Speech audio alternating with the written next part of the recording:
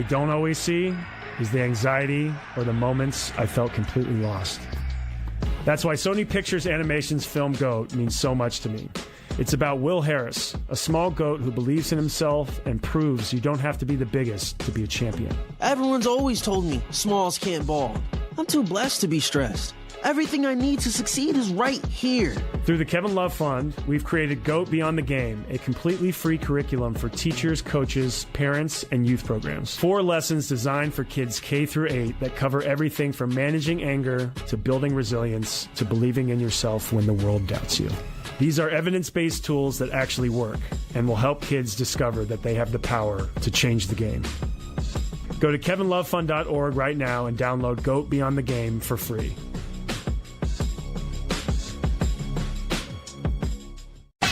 You're listening to WCPT 820 because facts matter. With Patti Vasquez, Patti Vasquez. From global conflicts to greenhouse gases, the folks refusing to wear masks says, and politicians getting caught grabbing asses says, she's driving it home with Patti Vasquez. Hey everybody, how are you doing? Sometimes you come in hot. Dwayne, do you ever walk into a building that's hot? This one. It's like 82 degrees in here. In a studio. Am I on the air? Can you hear me? Can anybody hear us? Let's see, is it this? Can anybody hear it? Can you hear me? Oh, Lady B says she can hear me. Can you hear yourself? We can't hear ourselves. If you can hear me, that's fine. Exactly, that's all we need. Yeah, as long as you and I can hear each other. Yeah, that's really the most... I tuned myself out a long time ago. Same way. I'm sure there's something I'm supposed to push, but I'm afraid if I push too many buttons, we won't be on the air at all. No one will hear us. It will be very quiet. Dwayne, hey, Patty. What an amazing show on Sunday. Thank you for letting me invite myself to be a part of it. You're always welcome to invite yourself. I loved... You know what I was telling somebody yesterday is that there's something wonderful about doing comedy on your own terms. Do you know what I mean? Like, not that I wouldn't like to have money or to be invited or to get booked more often, but like saying, this is a show I want to go do. Mm-hmm. And then people saying, yes, we would love to have you, right, is wonderful. Right. And then when you get there, be welcomed and the audience welcomed you and everything. Are you guys hearing Dwayne? Because I'm only hearing myself. No, you can't hear Dwayne? Oh, no, we can't hear you. Oh, you know why? Because I had the wrong button pushed. Let me hear you. Oh, now. That's it. It was me. It was me, Lady B. Lady B's going to pop that door open, and then she's going to run away because it's tropical. Thank you, Lady B. Yeah. Whew. Okay, so like we're Dwayne. growing plants in this joint. It's hot in here. Yeah. What are we supposed to sprout? Yeah. I was saying it was very nice to be a part of the show. Damon Williams produced a wonderful comedy show. Yeah. I'm going to mess his name up. Atukunde? No? Close enough, Patty. Sure, from I don't Columbia, know. I South just Carolina. called him A. A. Yeah. And Stefan. Stefan, the Reverend of Comedy, Yeah, or the yeah. pastor. Was he he was a pastor? Yeah, I think he got promoted to pastor. He might have been promoted to pastor. It was a Yeah. really fun show. Thank you to everybody that came out to Zanies in Rosemont on Sunday. And I know you are leaving for San Diego, actually, to work with Kamal Bell this weekend. Right. Yeah, Friday. Fly out. Interesting. I don't know how much of the press conference you saw with Vice President J.D. Vance today, where he was talking about the shooting in San Diego at the mosque. And he started, this is the weirdest way. And look, he landed fine, right? Saying that his wife might have known somebody at the mosque and like might have known some people there. But it started with, Asha and I drive by there on our way to a restaurant that we eat at very often. I'm not kidding you. That's how he, where is this at a press conference? I've driven by there and I've often wondered about the people that go there. And I thought, if someone, it was just a weird winding, meandering. Yeah. Very strange. Yeah. There's a lot of strange things happening, Dwayne. Everything is strange. Yes. Everything. There's more information coming out about so Trump was suing the IRS for releasing information that he had lied on his taxes or something about sharing his taxes where he was obviously falsifying information. Right. So he was suing them for $10 billion, but basically said, hey, how about, because they answer to him. Right. So when they say, hey, should we settle with this guy that's suing us? And he says, me, you mean me? And then says, yes, you should settle with me and give me, it was basically a clown arguing with himself in the mirror for a fortune. Right. Yeah. Evil clown. An evil clown. Yeah. Yeah. Yeah. An evil, greedy clown. Exactly. Yeah. So instead, we got off easy, Dwayne. We're not going to pay $10 billion to Donald J. Trump, to Dementia Donnie. We are going to pay $1.776 billion to Jan 6er rioters who beat police officers with a flagpole. Right. We're going to pay that after they've already been pardoned. Many of them have been rearrested, some on pedophilia child charges. Yeah. And by the way, it's 1.776. Right. Because, 1776. Yeah, because subtlety is dead. Yeah. Yeah. And if you feel like all you have to do is get a piece of that money is to say the Biden administration harmed me. Yes. Aggrieved me in some way. Are we going to be? Can you imagine the people? I think I might apply. I was going to say, because Comey says he might qualify for some of that too. Yeah. Right. Yeah. I mean, seriously, like, how do we? Who's to say? I guess my social media account would say that I have not been. Yeah, once they run that background check on you, Patty, I don't think any of that money would be forthcoming. No. Yeah. I don't think so. Well, and then they've been asking all of them, right? They're asking Blanche. He was testifying today. Wow. And basically they're saying he was so defensive about being Trump's former personal attorney. And personal current henchman. That's what he said. He's like, I am now the acting head of the DOJ. Okay, but you were saying that there's not going to be a third party sort of auditor, sort of a board that makes these decisions as to who gets the money.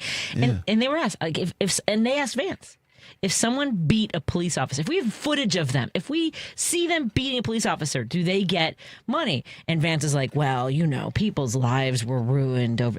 People died. Yeah. That was too loud, sorry. No, you're right. That hurt my own ears. Well, it's ridiculous and just it's so violent, irresponsible, and just utterly corrupt. Yeah, it's utterly corrupt. But here's the thing. I guess we've always known that politicians were corrupt, and we knew Donald Trump was corrupt. Yes, but to that degree, though, that's the thing. I understand there's some treachery that goes on, some lying, some finessing, but this is it's ridiculous. It's not even done in a way that respects anybody's intelligence. I mean, at least give us the benefit of knowing, at least be subtle or have some finesse about your corruption. You know what I mean? At least try to trick us. Yeah. Right? At least, lure us, seduce us. Yeah. You know what I mean? I need a bottle of wine, right? I need some chocolate. Right. Something. Right. You got a baseball bat. What is happening? Yeah. Yeah. I'm just saying. And what is the Department of Justice just passed some sort of law or that Trump will be exempt from having his tax returns investigated now and forever. In perpetuity. Yep. Come on, man. Do you remember when TiVo came out? I was promised to not have to pay service fees in perpetuity. And then TiVo went out of business. Maybe the United States needs to go out of business so we can investigate him. I mean, that seems like that's where it's headed. It's headed out of business. He puts a lot of things out of business. Yeah, it could be this country. Yeah. Well, that's the thing is that people don't remember or think. Well, there's so many things they don't remember, and we'll go through them today. Okay. Remember, item by item. Well, there have been Governor Rauner's goal was to bankrupt the state of Illinois so that he did not have to legally be bound to a lot of the things that we had to pay for. Right, whether it was education. Yeah, there are Republicans who would rather just bankrupt and go, we don't owe anything. Right. So maybe that's the goal. It might be the goal. Whatever Russia told him the goal should be, that's the goal he's carrying out. Yeah. Yeah. I always go back to that, the fact that nothing makes sense until you realize he's working for an entity. That part. Yeah. Oh, wait a minute. He's working for I know it's not the KGB anymore, but that just crystallizes it. Oh, okay, he's a KGB agent. Okay, I got you. Exactly. Yeah. It all tracks. Yeah, it all tracks. Now I get it. Why would he do those things? Why would he try to make the country just dissolve and sink into its own? Oh, wait a minute. Oh, right. Yeah. That makes sense. A listener, by the way, from the 708 says, "Hi, Patty. I haven't been able to listen to your show in a while. How did I get so lucky? I'm finally able to listen today, and I get to hear Dwayne. I love his voice. Oh, man. Okay. Yeah. Yeah. All right. Do you know what my favorite thing about your set, about the show? You know what? Not even your set. You know what my favorite thing on Sunday was in the back of the room, so I got to watch people. So I don't know how many people were singing for the first time, but it's like you don't. Your goal is not to play the back of the room, is what people say, right? That's like, because for me they call me a crowd pleaser. Like You're playing the front of the room. I play the front, but I'm not playing it. That's just me. Yes. You know that. Right, That's me. right, I like to make people. You know what I mean? It's like, hey, cheerful and all that stuff. But you don't play. You don't play. You do. You know what I'm saying? Like, you're not playing to the front of the room. You're not playing to the back of the room. You just are. And it was so exquisite to watch comics who had never seen you before, like, just dissolve. They were like, oh, like this sort of understanding that so many of us, I hope that this isn't too much for you. I know. But like, for those of us that I've known you for 30 years, to watch them go, oh, that's how it's supposed to be done. Like that kind of a landing, like, oh, right. So like, it was like layers. I was like watching it kept like hitting these new levels for them. It was really enjoyable for me to watch the other comics.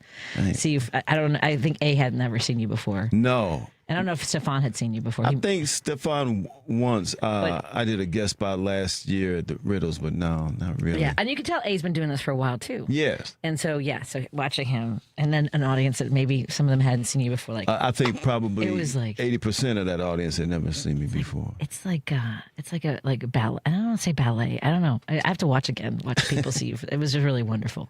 Just so you know how much I adore you, and then watching other people learn about you is so much fun. Oh, thanks, Patty. You're welcome. I'm just saying, I'm just here to embarrass you. Okay. It was really fun. But none of us really, I don't think many of us, I think Damon did a little bit about Trump. And we talked about how none of us really wanted to do it. We don't want to do a lot of politics. We want people to go out and have a good time. I think our politics are kind of implied by just our presence on stage in front of a room full of paying strangers. Right. Now, yes. Now, if I do Kamau show, you can do as much as you want if you're doing, of course, if you're doing it in a way people agree with. Right. Yeah, I mean. Well, if we're coming to see Kamau. Right. And they get mad, that's on them. Yeah, I mean, right. And you kind of know everybody is sharing similar sensibilities. Yeah. Right. Yes, I would imagine. Right. A listener says from another 708 says the Jan Sixer was shot and killed by an Indiana sheriff shortly after being released from prison.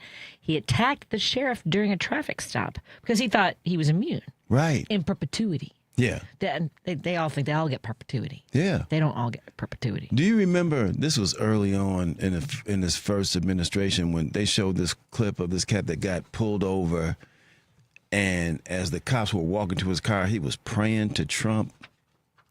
Like, please, Donald Trump, don't let me. Oh, God. Yeah, they're goners. Some of them are just goners. They are. There was somebody on my page today. I was trying to cross post today on everything, and it was exhausting. Like, that's what, when I came in, I'm like, I'm just tired. I'm trying to like invite people to be sponsors for the Pride Parade. I did a video this morning. I have other editing and publishing things. I'm back to where you were talking about before, like doing too many things. So then I was watching and live posting. I don't do Twitter, but I do Blue Sky. I was doing Threads, and Substack would just post as Vance was at the podium. Wow. Okay. And my brain broke. Yeah. I'm gonna be honest, my brain broke. But the idea, one, that J.D. Vance is defending this $1.67 billion to Jan Sixers. The other one was, do you remember last week? And you have to actually say, do you remember? The same way you ask someone, do you remember first grade? Right. About last week. Right. Right. There's so many. Right. It's just a torrent nonstop. It was almost like, do you remember earlier this morning? It was crazy earlier this morning. Yeah. That's what it feels like. Yeah. Do you remember? Was that today? Right. Was that? He just said last week that he doesn't think about Americans and their finances. Oh, right. Yeah. Right? Yeah. All he's worried about, this is what happened. So all he's worried, and I didn't even post about this, all he's worried about is Iran having a nuclear bomb. Yes. And then reporters asked him again, and then not 60 Minutes, somebody on Fox asked him, did you mean that? You don't think about Americans and their finances? And he goes, that's a perfect statement. That's absolutely what I meant. Yeah. I'd say it again. But J.D. Vance said he didn't say that, and that's not what he meant. And he didn't say it. But here's the other thing he said. He said, our goal, and we've been very good for the last 20 years negotiating with Iran to not have nuclear weapons. Well, who was the one that had the agreement with Iran? I think he was black. Yes. And had Right. So that means that agreement had to go so that I can then get them to agree to the thing that they already agreed to, but under my watch. Now, I have to be the one to have authored that, initiated that agreement because, it's just, you know. But also, he said, he goes, if they get a nuclear bomb, they're going to use it on us. Well, yeah, you bombed a girls' school. Yeah. You attacked them without provocation. Right. So why would they want to use a nuclear bomb right away? I don't know. Maybe. How about you not give them a reason? That's what. Am I wearing my "Don't Start None Won't Be None" hat? Yeah, I'm wearing my "Don't Start None Won't Be None." Yeah. It's from that Alabama fight. Right, I see the chair. Yeah. That's the whole thing. Don't start none, won't be none. Right. How is that hard philosophy to understand? It's insane. He's insane. Okay. He's insane. Mm-hmm. And okay. The enablers are whatever they are. Are they insane? Are they just like craven opportunists? They are. It's a blend of everything. Yes. Right. The enablers are, and the enablers include the voters. Yes. Right. Absolutely. The enablers include the voters, including. It starts with the voters. It starts with the voters. Right. Well, it also started with the people who liked that. There was a comedian named. There is a comedian named, and I'm just going to name him. Yeah, I'm name him. going to take a break and we'll name him because I have to say our sponsors like Pride Coffee Roasters. Thank you to Pride Coffee Roasters for being a sponsor of WCPT and our Pride Float coming up on June 28th. If you're interested in sponsoring WCPT's Pride Float, email me pvasquez@heartlandsignal.com. Again, that's pvasquez@heartlandsignal.com. We have packages that fit every single business or 501c3 if you want to amplify your message. The American Foundation for Suicide Prevention is also sponsoring our float, so we're very thrilled to have them. Man. I'm very happy about that. We have Dr. Jason Bussell is also sponsoring our float, so join our team and be a part of the celebration. Again, that's pvasquez@heartlandsignal.com. We want to thank Source Solar. We also want to thank our friends at areyoureallywinning.com. More when we come back on WCPT 820 Heartland Signal and KKNW 1150, joined by Dwayne Kennedy, guest co-hosting today. He'll be touring with, he's traveling to San Diego with Kamal Bell. So go check that out if you're listening from California. Just saying. Amy Goodman reports on the news stories rarely covered by the corporate media. Democracy Now! Pope Leo has reprimanded U.S. Defense Secretary Pete Hegseth for using Christian scripture to justify waging war and slaughtering people. During a Sunday Mass in St. Peter's Square, the Pope said God refuses the prayers of leaders who have hands full of blood. Democracy Now! Weekday evenings at 11 on WCPT 820, Chicago's Progressive Talk. If you're an experienced homeowner who's outlived your assets or your spouse recently passed away, you need to call Team Hochberg, your trusted local reverse mortgage lender. Alice, 90, widow, income $24,000 a year, living in a $500,000 home with no mortgage. Alice's husband recently passed away and she was terrified about losing her home, so her daughter called for information about a reverse mortgage. We helped Alice secure a reverse mortgage, which allowed her to access $300,000 tax-free dollars so she could afford in-home health care. Let's review. Alice's husband recently passed away. She outlived her assets and thought she had to sell her home. Our reverse mortgage expert, Jose Rodriguez, helped Alice secure a reverse mortgage so she could afford in-home health care and peacefully age in place. Team Hochberg's helped thousands of radio listeners, but we can't help if you don't call 855-563-2843 or visit that website you know and love, 56david.com. Atlantic Coast Mortgage, Equal Housing Lender, NMLS 643114. Alexa, play WCPT. WCPT from TuneIn. You're listening to Driving It Home with Patti Vasquez.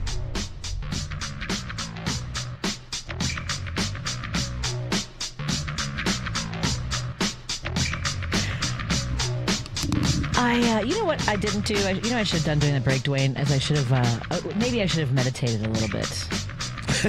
During the break. I just...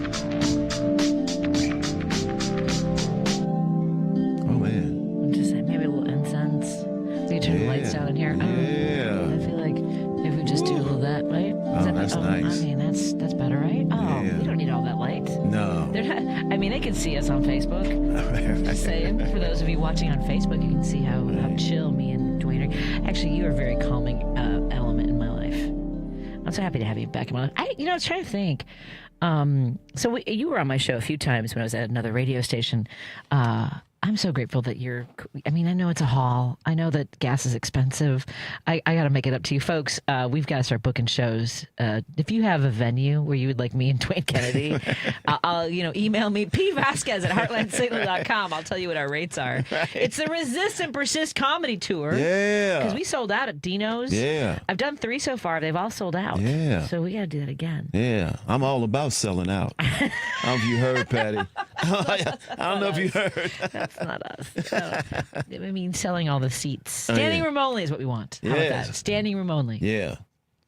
It was funny because Damon was, we're all self-deprecating in some ways, but he was talking. Damon, who produced the show at Zany's, where Dwayne and and Stefan, and of course Damon Williams. It was such a fun show, and but he was talking about how it wasn't quite the turnout maybe he wanted, but it's a Sunday too. It was a Sunday. The traffic was ridiculous. Oh my God. Yeah. Yeah, you took Halstead all the way. Well, Halstead dead ends at what? Well, I actually went down Halstead, cut over to Ashland, up Ashland to Madison, went west on Madison Street to First Avenue in Maywood, cut up.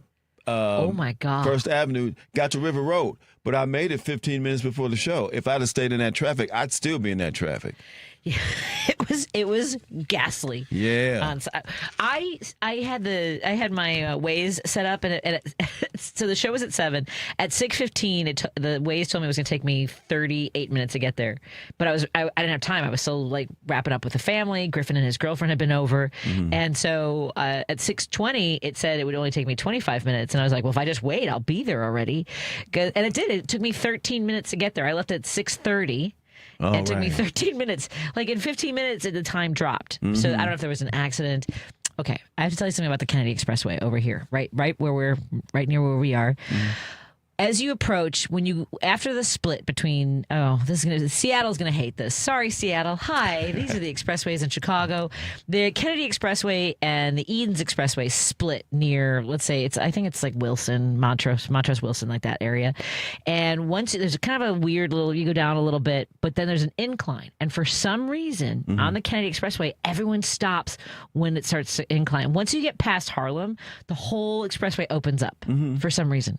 And sometimes that can be the backup all the way downtown. Yeah. Is just the people going, why is it getting so high over here? Like they get scared. Right, but no impediment. They just started to slow down. They started ascending. Yeah, they started slowing down. It is the highest point in Chicago. What? Yep. Over here.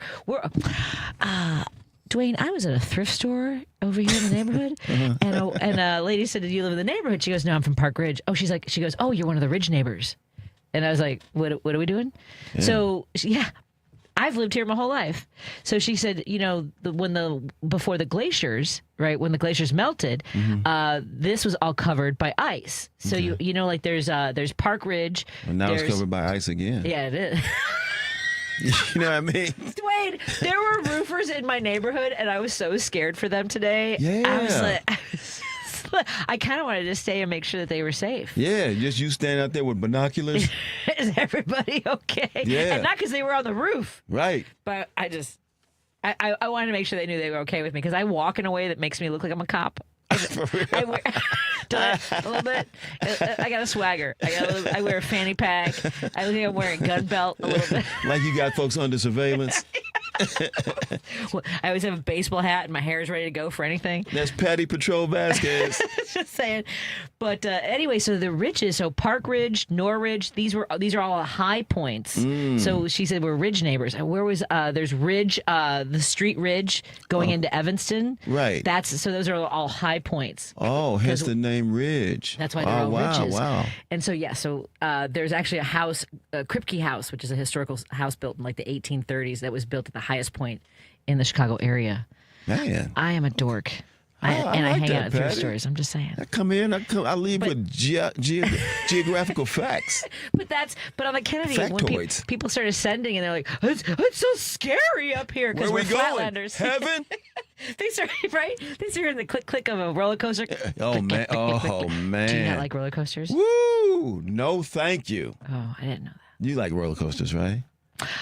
I used to be very afraid. I used to get right up to the car at Great America and just keep walk. I would step into it and walk right through it and be like, "No, thank you." Yeah. And then an 8th grade teacher shamed me into it, and I maybe passed out on the American Eagle. But after that, I was fine. And Yeah. Oh Lord. Have you No ever seen thanks. Have you ever seen video of people passing out on a roller coaster? I have. And that Pretty happened funny. to me. Happened to me when I was 13, Wow. and I still went back. Well, once you get through that, I guess once you go through that threshold. Yeah, not So, me. have you ever been on a roller coaster? I have. That's how I know I don't want to ever ride one. I rode a roller coaster. This was some years ago, and it was a small one. I thought I was going to have a heart attack. I mean, it just went in a circle. Was it Kittyland? Where was it? It was out in California, out on the pier, Santa Monica. Yeah, it was not. Yeah. Oh, that is a little one. Yeah. It was called the Wild, the Wild Punk. That's what I was on. Nah, no thanks. Oh, Lady B, do you like roller coasters? I got your microphone. Of course I do. I love roller coasters. Oh man, yeah. Well, My favorite is Raging Bull. Oh, the Raging Bull is good. I like Viper too. Viper is a wooden roller coaster. Oh man, It doesn't go upside down. okay. But do you like upside down like Demon? Is that? Yes. Yeah, I like it. I love the Demon. No, I did not like thanks. Superman at Great America. It's That all right. It's not that scary. You're on your belly. Oh, I've seen that. Yeah, you're like I was not a fan of that. It was Superman, the inventor of white flight. By the way, yay, Dwayne is back. Thanks for having him co-host. You two are awesome together. Thanks for the much-needed comedic relief. In between the horror that is constant, my brain can't hold much more info, like you were saying. Love you guys and everyone on WCPT. Thank you, 331. Yes, somebody asked if I have, did I miss your opinion on the death of the Voting Rights Act? I know there is a lot going on, but what's up with the Supreme Court? Let me guess, Judge Thomas said nothing. Not only did Judge Thomas not say anything, I mean, this has been his goal. He's pro, yeah. Yeah, he's angry. Okay. You think every night he goes home, he and his wife take turns trying to pull his own skin off? I hate being black. Please, let tonight be the night. Oh, God, please. Please. No. It won't come off. It won't come off. Man, how much do you hate yourself? God. And Dwayne, I'm so glad the air conditioning is kicking in because I would have probably blacked out right there. Oh man. Okay, this seems like a deeper dive, as it were. Okay, so because his contention has been for a long time what he resented because he was affirmative action Correct. in law school and in his hiring. He worked for the EEOC, the Equal Employment Opportunity Right. Commission. Thank you. Yeah. And he always resented that people treated him. This is what's always bothered me. He said that he felt that people treated him like he was only there because he was black, and that was why they. And my contention is, it doesn't matter what color you are, or who you are, what your background is. If you are a jackhole, like the way he talks, right. Like he said he couldn't get a job after law school. Maybe you were an unpleasant person to talk to, right? Regardless, like right. So he is always he has been attacking affirmative action, DEI, which we never even heard of, right, until a couple of years ago. Yeah, probably him. Yeah, that conjured that up and then to eliminate it as something that was a threat because it was taught in law schools to talk about how systems have been designed are inherently designed to be oppressive to people of color. Yeah, I'm just. Right. Once you get in, once you cross the threshold, now you slam the door. Now nobody else should be him though, but not everybody. Oh man. He's so angry at everyone treating him like he's black. Yeah. But I don't. It's very confusing. So this has been his goal. Yeah, it's been his goal. John Roberts' goal. Alito. Yep. Yeah, and I'm assuming, Amy Coney Barrett and. What's his face? Gorich. Gorsuch. Is it? Yeah, Gorsuch. Yeah, Gorsuch. Yeah. It's so funny because no one talks about him because we got beer guy, right? Right, Kavanaugh. Kavanaugh likes a bong of beer. Yeah, he likes a lot of beer. Yeah. I like a lot of beer. Like a lot of beer. I like beer and passing laws. I like beer and stopping progress. And then Coney Island. Right. And then so those two. So Gorsuch, Kavanaugh. Those are the four.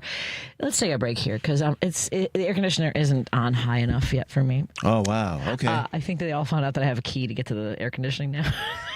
Is that what happened? Okay, it's cool in here. Because they weren't. I know I was fixing that.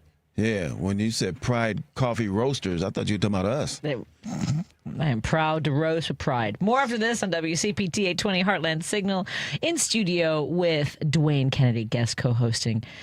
And I'm so happy to have you back. Everyone's very happy. Aren't we at war? Yeah, we are that too. Yeah. So many things happening all at once.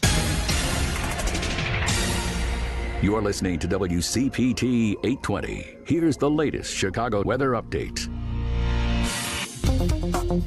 I'm meteorologist Ray Miller in the Weatherology Weather Center. Cloudy skies tonight, a low near 50, with winds out of the northwest at 10 to 20 miles an hour. Wednesday, partly sunny with a high temperature of 54 and northeast winds at 10 to 20. Thursday, sunshine with a high temperature around 60 and northeast winds at 10 to 20. Friday, showers are likely with a high of 61. And for Saturday, cloudy skies with a high of 69 degrees. That's the latest Chicago weather update. Right now, it's 73. This is Chicago's Progressive Talk, 820 AM, WCPT Willow Springs, and online at WCPT820.com, where facts matter. Tom Hartman. Autocrats generally, particularly those autocrats who have narcissistic personality disorder and are sociopaths, as is, in my opinion, Trump, typically do not tolerate high-profile people around them. They want to be the star of the show, and that's certainly been the history of Donald Trump. The only people that he will tolerate around him are people who, when he says, kiss my ass, they fall to their knees. The Tom Hartman Radio Program, weekdays 11 a.m. to 2 p.m. on WCPT 820, where facts matter.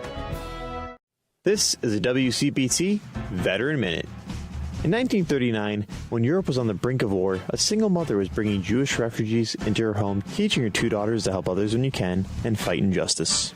Freddie and Tross Ulferstegen took their mother's advice to heart, joining their mother in distributing anti-Nazi newspapers and pamphlets for the resistance, a dangerous act when the Nazis invaded the Netherlands. But with the girls being young, Freddie being only 14 and Tross being only 16, Nazis were less likely to suspect them to be working for the resistance. This is most likely why in 1941, a commander of the Haarlem resistance group to ask their mother if he could recruit Freddie and Tross. Their mother and the girls agreed and were given basic training, and within 2 years the girls are bringing Jewish refugees into hiding, working in emergency hospitals, sabotaging bridges and railway lines, and killing Nazis, sometimes ambushing them from their bicycles. Despite the Netherlands not wanting to acknowledge the girls' achievements, their contributions to helping the Allied powers will never be unnoticed. Chicago's Progressive Talk, WCPT 820, where facts matter.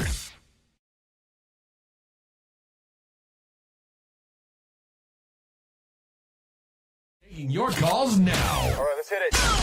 At 773-763-9278. I got a lot to say. It's Driving It Home with Patti Vasquez.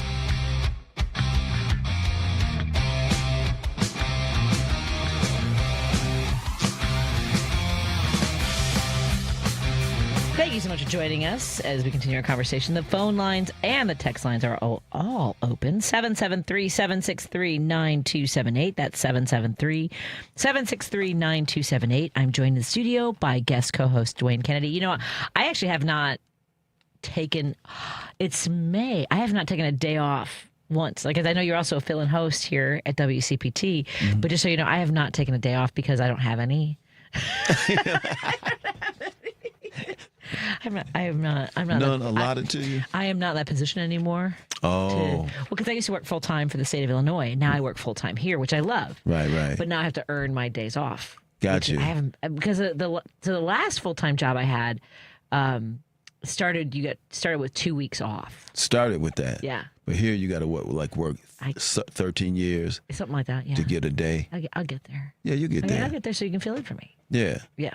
I may not get there with you, but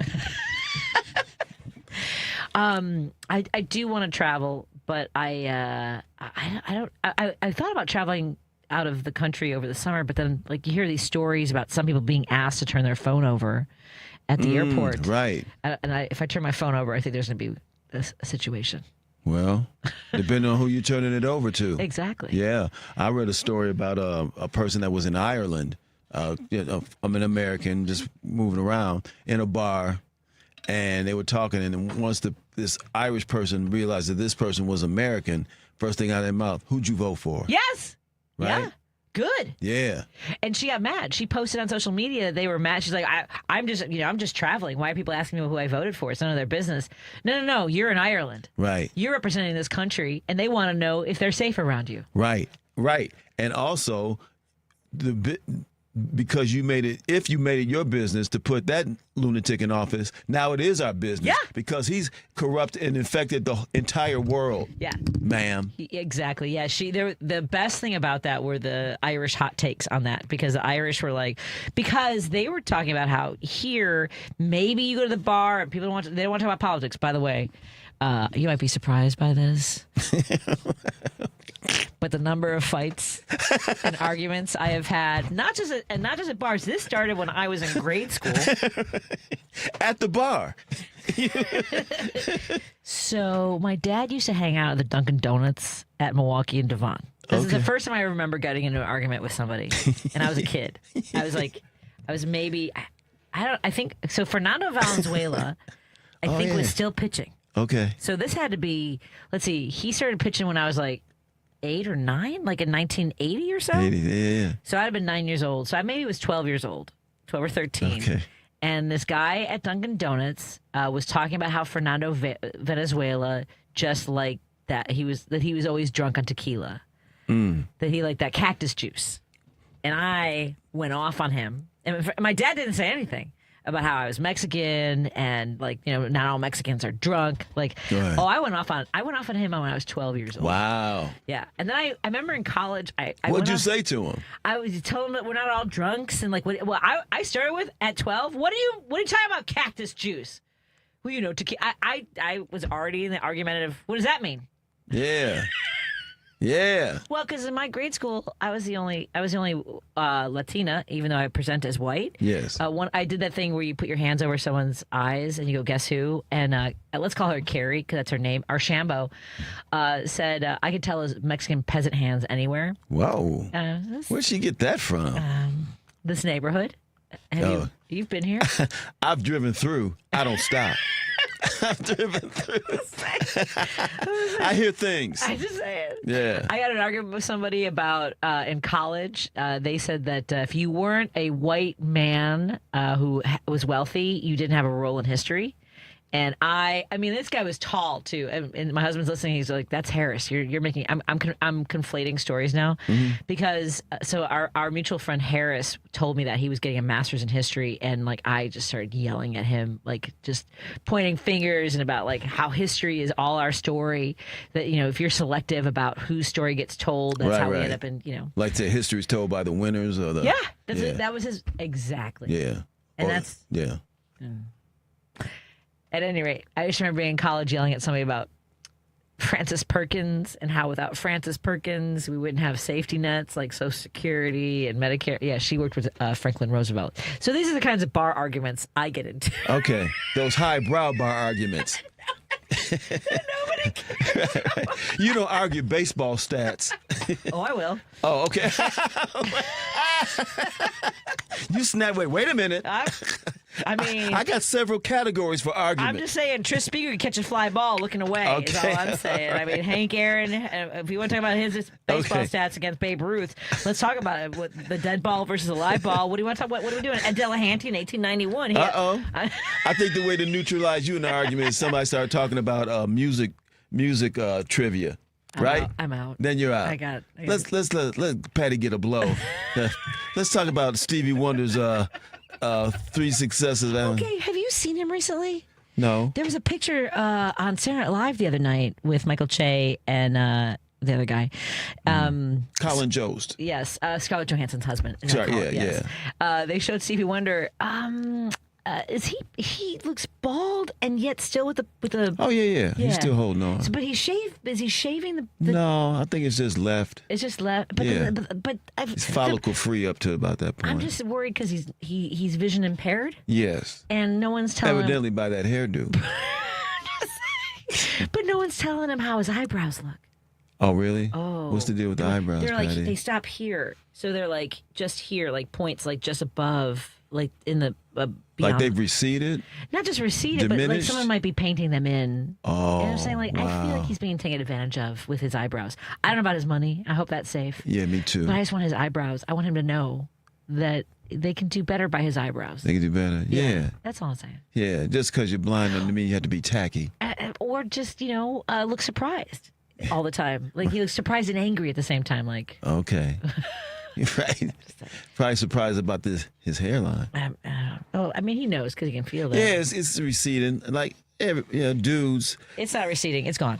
Like he's It's bald. gone. Yeah, it's he's gone. bald, and then he's with got the dreads in lock. the back. Yeah. Yeah. Or the braid. Yeah. It looked cool when he first started. Absolutely. Yeah. But and I kind of, you know what? Now that I think about it, I blame SNL for sharing that photo. They probably could have found a better one. Yeah. When was he was on last week? When was he No, on? they had a photo of him as part of the SNL update. Oh, the got news you. Update. Oh, got you. Yeah. Just saying. Man, what was the story with Stevie? It was his birthday. Oh, that's right. He's a Taurus. That's right. Forgot about that. What are you again? Are you also a Taurus? No. Oh, you're not going to tell me. I just felt You're the a Leo. resistance. I know I am. I know. You tell me. You tell me what I am, Miss Leo. I just felt the resistance. Oh, no. I'm not going to tell you. No. I want you to take a I stab don't at know it. signs that well. I don't. Oh, okay, another way to neutralize you in an argument. Yes, absolutely. Or at a Are bar. are you a fire sign? No. Okay. Oh, that makes sense. I'm the antithesis of And fire. you're a water sign. Correct. Okay. So Yes. a Pisces? No. Aquarius? No, that's not a water sign. That's the sign of the water bearer. Oh. Aquarius is an air Lady sign. B, you got any guesses, Lady B? I know what Lady B is. Oh. Aries? No, I'm a water sign. Yeah. Did you see this thing where Scorpio? That's the second one that I am not. Okay, but no, I'm not guessing. Oh, Scorpio, but that's a water Taurus, sign. Leo, and I can't remember the fourth. Apparently, when Uranus, and the weekend of jokes for my husband was hysterical. He's like, "Well, my anus is leaving the room." You know, you can't beat a good anus joke. So apparently, Uranus is leaving my house. Right. And I'm supposed to have apparently I've been going through a rough 7 years. Are you part of that group? Do you know what I'm talking about? It's supposed to be much better, like going forward. Oh, for the really? Next, yeah. I can't remember the fourth one, I but can't it's definitely. speak about the group, but I don't want to even get So in. Cancer's not a water sign. You're a Cancer? Yes. Oh, it's Yeah. a water sign? Yeah. I don't know. Yeah. My dad was a water sign. This makes sense. Yeah. Yeah. Now, if I'm being out of school, you let me know because I think I know what Steve's sign is. Okay. He's a Pisces. No. But I have dated Pisces. Okay, then I'm done. I don't know what the Pisces plural is. Oh, Steve from the Gold Coast just hung up. He's so tired of he said I'm right about people from Chicago. I was going to get there, Steve. I promise. Call back, Steve. Steve came up. That's what people from Chicago do. They don't have patience. Jim's hanging in there. All right. Jim's hanging out for our nonsense. Yeah. All right, then. No, so Cancer, my dad was a Cancer. Really? And I didn't know it was a water sign. Yeah, it's a water sign. Cancers cry a lot. I think he was a cry on the inside kind of. Well, I remember the first time I saw him really cry. It's a long story. But my Aunt Bernice, his great aunt. So like the last, my grandmother had 9 siblings. Oh, wow. So there were 10 kids altogether. And my Aunt Bernice was the last to pass. And he was one of the pallbearers. I'd seen him cry from movies. Yeah. But I saw him cry for my aunt. And that was so, like, that was hard. I had not. Hard for you, yeah. And then he cried for Schindler's List, which was very uplifting for me. Yeah, right? Yeah. He Oh, made man. me watch it twice in a row. That was not uplifting for me. Oh, boy. It was on video. Yeah. My dad was the kind of person who would go along, like MAGA, right? Be absolutely dug in, convinced, whatever was fed to them. And then you give them some information and they would go, I didn't know that. I'll give you an example. So during World War II, people who had a service member abroad, right? Someone who was serving or had lost someone in service. You know, maybe Jim knows. Hey, Jim, I have a question for you before we go to the break, and I'm going to bring you back after the break. Jim, I have a question for you. Jim? Yeah, Patty? Yeah, I have a question for you because I'm talking about my dad. Do you remember when during World War II, when people hung a gold star in their window, was that they had a service member away that they were thinking about? Is that what a gold star meant? Or that someone they lost? Gold star was somebody died. Somebody died in the family. Yeah, so my dad thought it meant that they were Jewish. Oh, and wow. they would target them. No. Yeah, no. But my dad would target them, and then he found out and learned it the hard way from someone who yelled at him for taunting somebody. One, don't taunt somebody who's Jewish. Right. But he felt bad as a kid that they had lost somebody who had served. Mm-hmm. But it took him until, honest to God, watching Schindler's List to understand the depths of what the Holocaust meant. So anyway, Jim, hold on. I'm going to come back to you for your comments because I just wanted to ask you. I couldn't remember what the gold star meant. But yeah, he thought a gold star was because they wore gold stars Right, the Star of David. Star of David. Yes. So he, as a child, didn't know what that meant, Yeah. and they had all, again, worked it up in their heads, and it meant that they were Jewish. Right, and that's all they needed. Yeah, and he, years later, cried about the fact that he made fun of them, but it took him years more to go, it shouldn't have mattered even if they had been Jewish. That Right. should have been the... Right. Yeah. Well, people learn when they learn. Be open to it. That's the thing. That's what we were talking about on the break. It's not, I'm dumb, I'm ignorant. We're all ignorant. But it's the matter, what are you open to learning? What are you willing to be open to? Yeah. And approach it without rancor or malice or evil. That part. Yeah. We promise to let our callers talk. And then next segment, Steve from the Gold Coast, if you call back, I promise. We're taking calls 773-763-9278. 773-763-9278. More after this on WCPT 820 Heartland Signal and KKNW 1150 in Seattle. Hi, everyone. Diabetes, high blood pressure, anxiety meds, everyone's on them. If you're a 50-year-old male, maybe a bit porky, and you may even have type 2 diabetes, $1 million of term insurance may only cost you about $200 a month. Call Term Provider. Speak with Big Lou at 800-555-1509. Big Lou will find a term life policy for you even if you have type 2 diabetes, are overweight, or have high blood pressure. Term Provider has helped thousands of people like you who think they can't afford term life insurance. To buy $1 million of affordable term life for you, all you need to do is call Big Lou at 800-555-1509. Lou will make sure the scales are tipped in your favor. Call 800-555-1509. Big Lou will answer your call and work to fit you into a term life policy that you can afford. Remember, Big Lou's like you. He's on meds too. Call 800-555-1509 or biglou.com. Hi, I'm Kevin Love. People see the NBA career, the championship ring, but what they don't always see is the anxiety or the moments I felt completely lost. That's why Sony Pictures Animation's film GOAT means so much to me. It's about Will Harris, a small goat who believes in himself and proves you don't have to be the biggest to be a champion. Everyone's always told me smalls can't ball. I'm too blessed to be stressed. Everything I need to succeed is right here. Through the Kevin Love Fund, we've created GOAT Beyond the Game, a completely free curriculum for teachers, coaches, parents, and youth programs. 4 lessons designed for kids K through 8 that cover everything from managing anger to building resilience to believing in yourself when the world doubts you. These are evidence-based tools that actually work and will help kids discover that they have the power to change the game. Go to kevinlovefund.org right now and download GOAT Beyond the Game for free.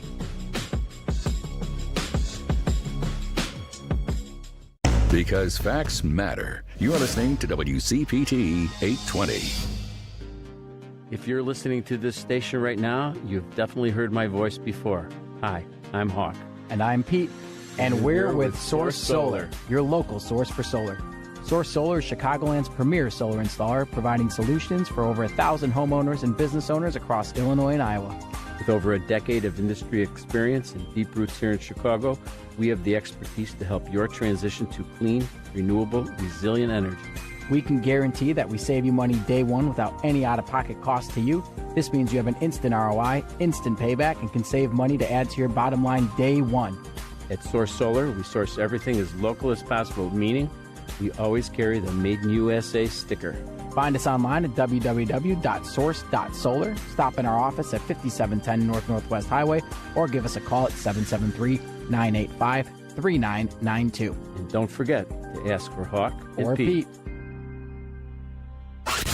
You're listening to Driving It Home with Patti Vasquez. And we are in studio with comedian Dwayne Kennedy, who is going to be in San Diego this weekend performing with Kamau Bell. And we'll talk more about those shows coming up and whatever's going on in the Chicagoland area. We have a caller. I promised we would get to Jim. Jim, we're coming back to you. Thank you for being so patient, my friend. What's on your mind?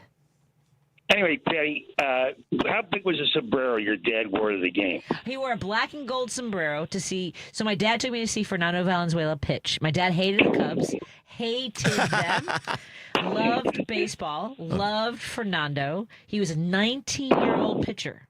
Right. When he started, when he was a rookie. And my dad would get up and wear the sombrero every time Fernando was on the mound. I have an autographed baseball. How big was it? Was it a real big one, Patty? What would you say? What is the diameter here? Is that a 3 foot? What is that? Well, because they come in all sizes. It was a traditional giant sombrero. It was a pretty big one, not like mocking sombrero, but it was a solid size where he's sombrero. black. I still have it. He's not black and half the views, Yeah. Well, that's why he would only wear it. He would stand when Fernando. So he had it like down, on his knee. God love him. God love him. All I got to say is, Dwayne, let's say we're raised in that Trump family, and everybody was a Mark or a Con. You were at a university, a fake university, a fake charity. Right. And then everything you looked at was an asset. Venezuela, let's take Venezuela for instance. Nobody knows where that money's going. It's going to somewhere in Qatar. Trump has complete control over that. And Doug Bergman is the Interior Secretary of the United States, and he's starting a gold expedition down there. He thinks he's entitled to the gold in Venezuela. My point is, can you imagine being raised in a family like that where everybody was to be conned? Right. And every asset that you saw, you were going to extract for more money, and there was no bottom to it. In other words, you came home one day and you're like, well, geez, we got to get more money tomorrow. I mean, $10 billion today, what's that? It's peanuts. We got to get another $10 billion tomorrow. Right. I mean, what kind of a mental disorder is that? It's like a family of carnies are running the country. Look, absolutely. Absolutely. I don't want to see that buck crack or those missing teeth. Absolutely. You got it, Dwayne. I mean, you have to admit, I don't know how old you are, Dwayne, but me, I'm getting up there. And I've never seen anything as crazy and as insane as this.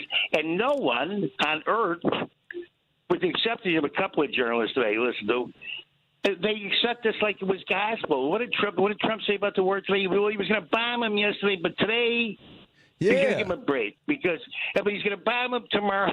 In the meantime, prices are going through the ceiling. Right. You know what I mean?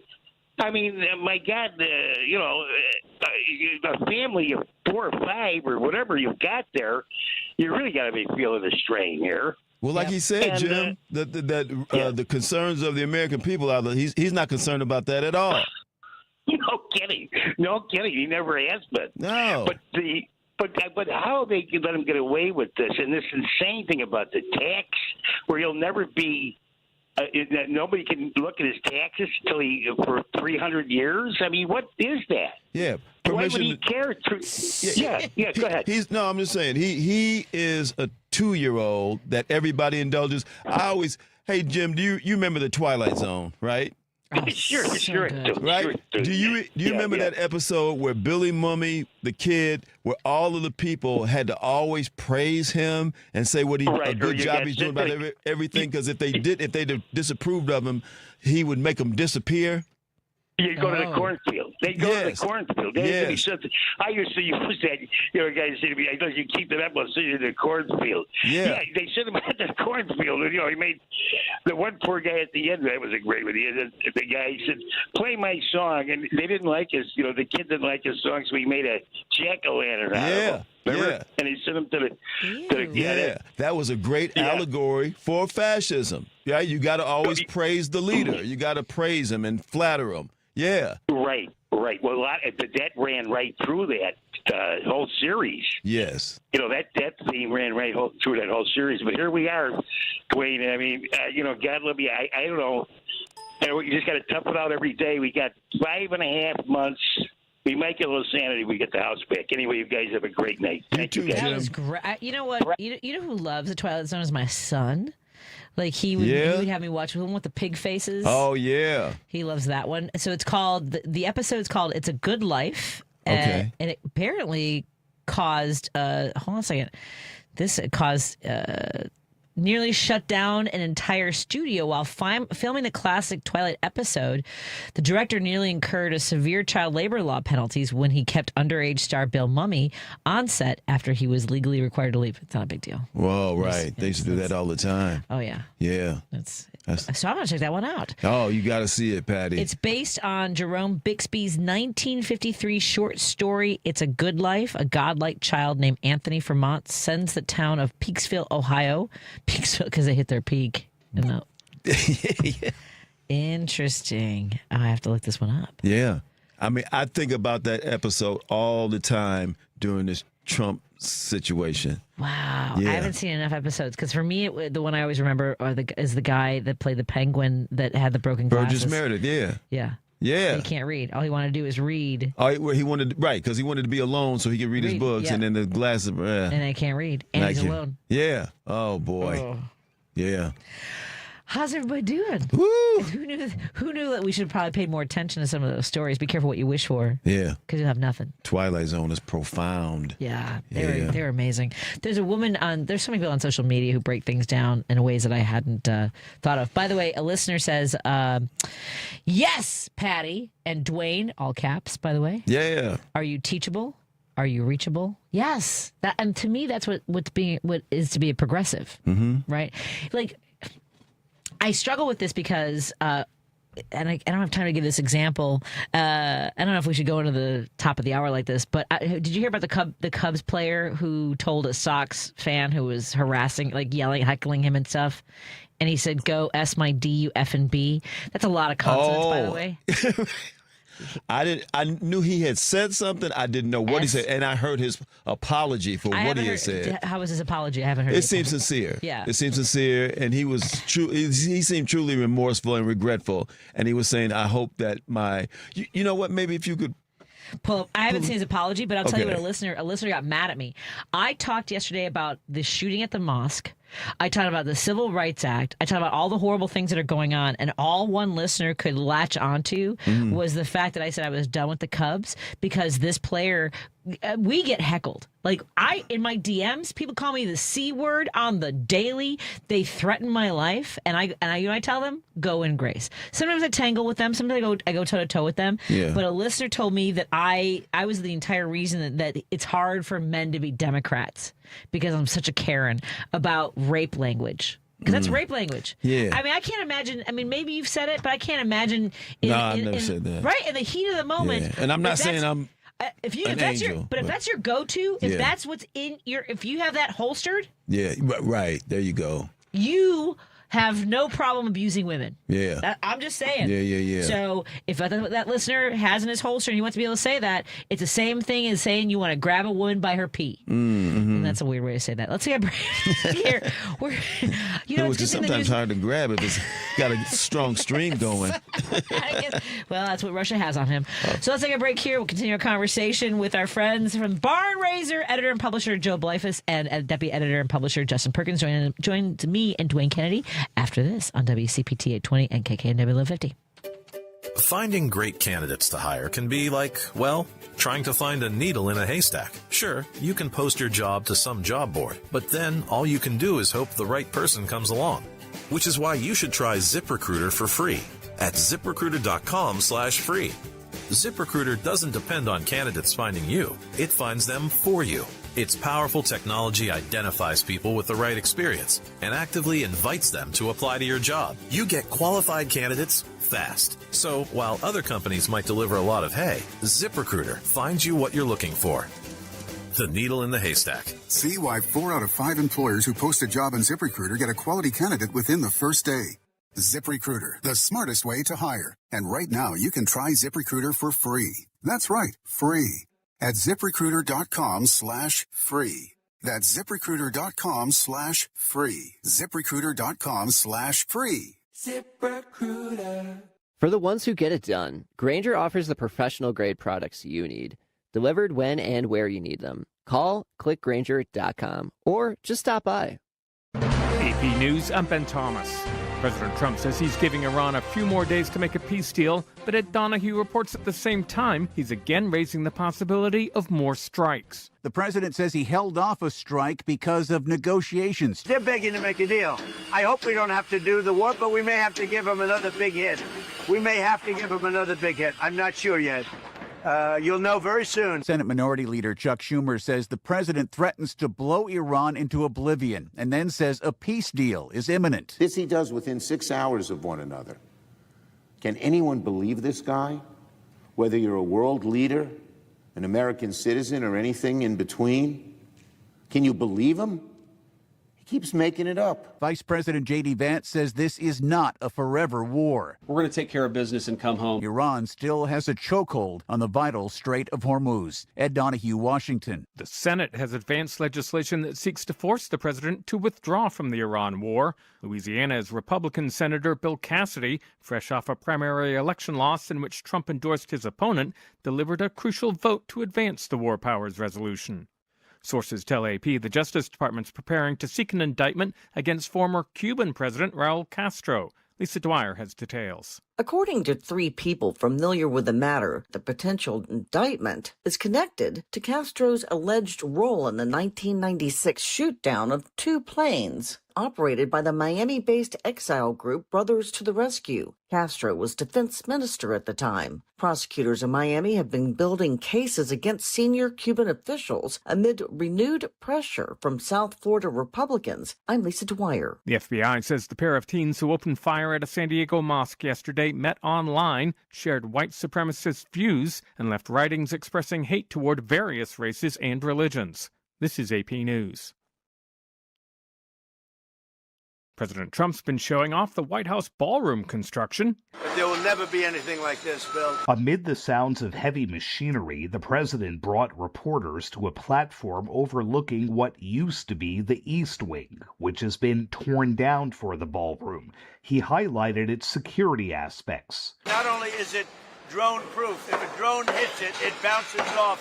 It won't have any impact. The ballroom itself costs $400 million, which the president says won't cost taxpayers anything. He and donors will cover it. This is a gift to the United States of America. But the administration is asking Congress for $1 billion for security additions to the White House campus, including the ballroom. Several Republicans are against that in an election year. Sagar Meghani, Washington.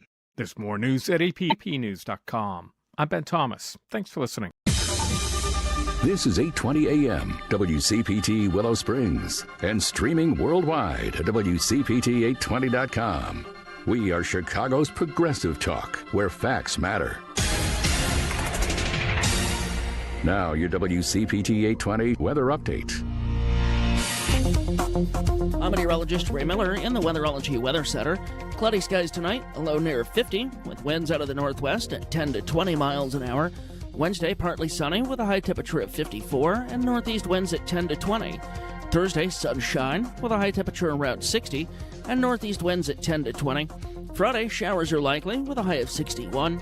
And for Saturday, cloudy skies with a high of 69 degrees. That's the latest Chicago weather update. Right now, it's 72. Tired of all those talking heads down the dial who think they're always right? People need to just calm down. It's gotten ridiculous. Welcome to WCPT 820, where facts matter. Quite frankly, I get most of my news from you. This is WCPT 820, Chicago's progressive talk. Hey Google, play WCPT. Streaming Chicago's progressive talk from TuneIn. Driving it home with Patti Vasquez, Patti Vasquez. From global conflicts to greenhouse gases, the folks refusing to wear masks says, and politicians getting caught grabbing ass says, she's driving it home with Patti Vasquez. Thank you so much for joining us. We continue our drive home, and hello to our friends tuning in on well, WCPT, to be frank. It's WCPT 820. We're right here in Chicago. But also joined by our friends in Seattle on KKNW 1150 and KTNF AM 950 Minneapolis, St. Paul. We're so thrilled to have you all. Thank you to our sponsors, Pride Coffee Roasters. Go to pridecoffeeroasters.com and put your order in for these incredible single origin roasted to order coffee beans. They started out as just, trying a hobby and realized they were really good at it. And now they are the most wonderful small batch roasters that I've ever had the opportunity to work with. Every single cup of coffee tastes like a love letter in a mug. Go to pridecoffeeroasters.com. Thank you to our friends at Source Solar. Go to source.solar, make an appointment with Peter Sorellis. Maybe it's time to get solar panels on your house or your business. Peter will walk you through the entire process. And thank you to our friends at Are You Really Winning? I'm so grateful to work with an organization that helps families like mine. There is no shame in asking for help. Call 1-800-GAMBLER or visit areyoureallywinning.com. I want to thank my friend Dwayne Kennedy, who joins me in studio. It was so much fun to work with him at Zanies in Rosemont this past Sunday. Yeah. He's taking off for San Diego to work with Kamau Bell. What theater are you guys at? We're at a club, actually. Mic Drop. Kamau's doing a club? Every now and then. All right. We're going to do 5 shows, be there Friday through Sunday. All right. So you have plenty of opportunities to see our friends. That's a great club, Patty. Well, we're going to try to bring them to Chicago is all I'm saying. Maybe they need to open a club. Yeah. I know a place. Yeah. I got an idea. Yeah. I know my friends have some ideas. Joining us in studio, we have the editor and publisher for Barn Raiser, Joe Bleifuss joins us, and deputy editor and publisher, Justin Perkins joins us. Justin and Joel, thank you so much for coming in studio again. How are you doing? We're doing good. Yeah. we're keeping trying it positive. To stay positive. Yeah. It gets harder and harder. I know one of the stories that we talked about off the air I want to get to, but one of the things I've been sort of struggling with over the last year that we've talked about quite a bit are the farmers, right, who overwhelmingly voted for Trump. Are any of your writers, are you getting a sense of how much worse this is getting after the tariffs, after the ICE raids, after prices are going up and people aren't necessarily shopping as much? Like, what are we seeing? Yeah, we published a story not too long back about how farmers are actually really pushing their representatives and even Republican representatives to push through immigration reform, especially around visas and dairy workers too, especially that require year-round workers. That farmers are facing significant just damages from the administration's immigration policy, and so that's become a real tension, I think, with farmers, and farmers are pushing their legislators, and I think we'll see what actually results from that, but things are definitely brewing there. Well, because they're pushing them. However, like the hurdles to even to sponsor a migrant, it requires for them to have housing for them. Mm-hmm. It's an exorbitant cost, isn't it? Right. It's a lot. It's a lot, and unfortunately, a lot of employers have a shortcut through those things by not providing adequate housing or adequate services, and they're cutting corners. Yeah, imagine what? Right. Let me jot that down.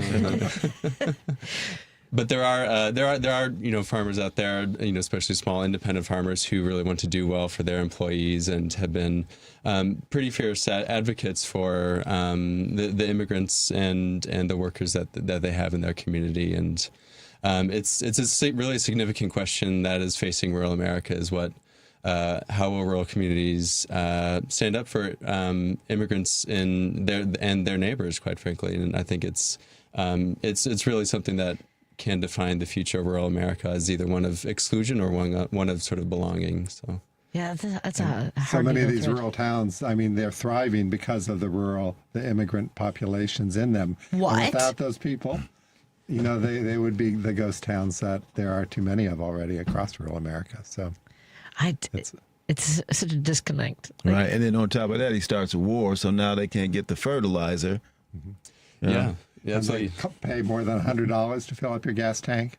I paid $95 yesterday to fill up my gas tank, which is the highest. What do you ever. drive? It's out of Siena.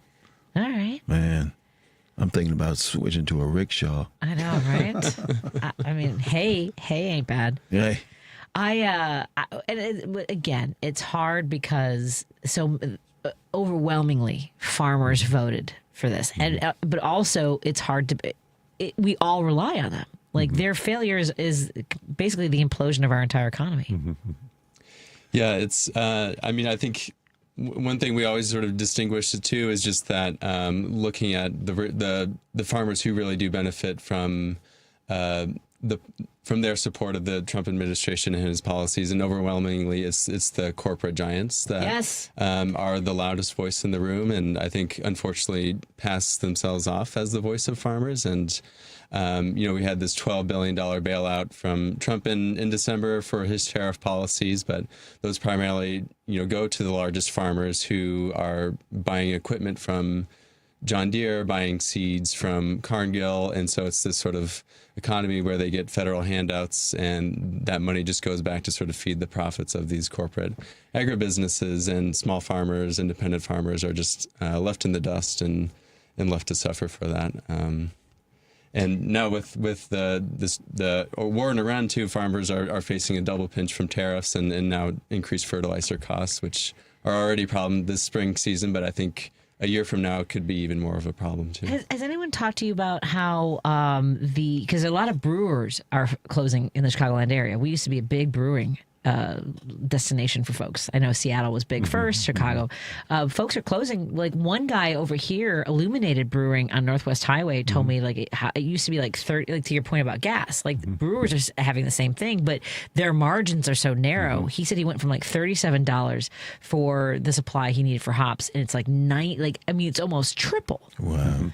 And then on top of that, the tariffs for tin, for aluminum, for the cans, and all those things. And I love Illuminated, and they're closing at the end of June. And that's a result of the tariffs. Right. Yeah, exactly. But then it's also the farmers and people aren't ordering the hops. Right, yeah. So what's the name of the... Go ahead. No, a lot of the hops are imported, too. I mean, it's like there's the domestic hops, but they got hops from Europe, too. So it's just... People are being abandoned, basically. What were farmers intending to get by voting for Trump? What was their goal? Well, do we know? I hear the hesitancy of, because here's what I can surmise a little bit, is being so removed and seeing on the news, and I guess a lot of them get their information from conservative radio. There are 1,500 conservative radio stations around the country, with another 700 Christian radio stations that also carry the conservative message. So talking about women killing babies, and minorities taking over our country, and migrants, these caravans coming across our border, like they were bombarded with that information with nothing else to sort of combat that. They see Democrats as socialists, as communists, as taking everything away, ruining our way of life. Like that's been the drumbeat for 50 years. And also, like folks in rural areas, what they see is the TV news from big cities, and TV news in big cities looks where at the crime happens. And so they say, well, this is Chicago. It's coming for me. You can't just have your cell phone in Chicago, so leave it at home because it's such a dangerous city. So, people sort of create a false narrative, a false idea of the country they live in, and then they accept a false solution to a false problem. And it's just it's a lot of lies being told by sort of, I would say, the right-wing media. Yeah.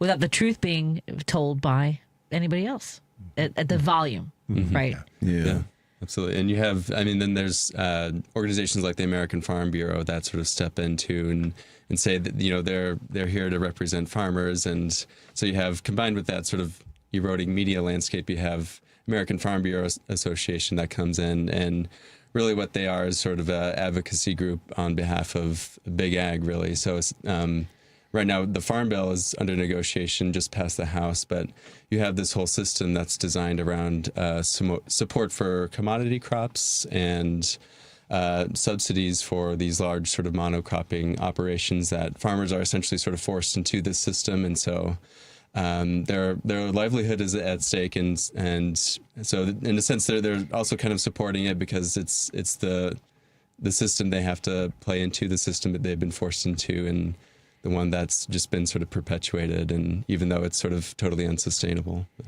And not seeing the predators that are circling, the vultures that are circling to buy up their land, right? Well, yeah. I mean, just when Trump was in China, he said recently that there's no problem with Chinese buying land in the United States because that's just going to raise the price, and then that's going to make the farmers here rich when they sell their land to China.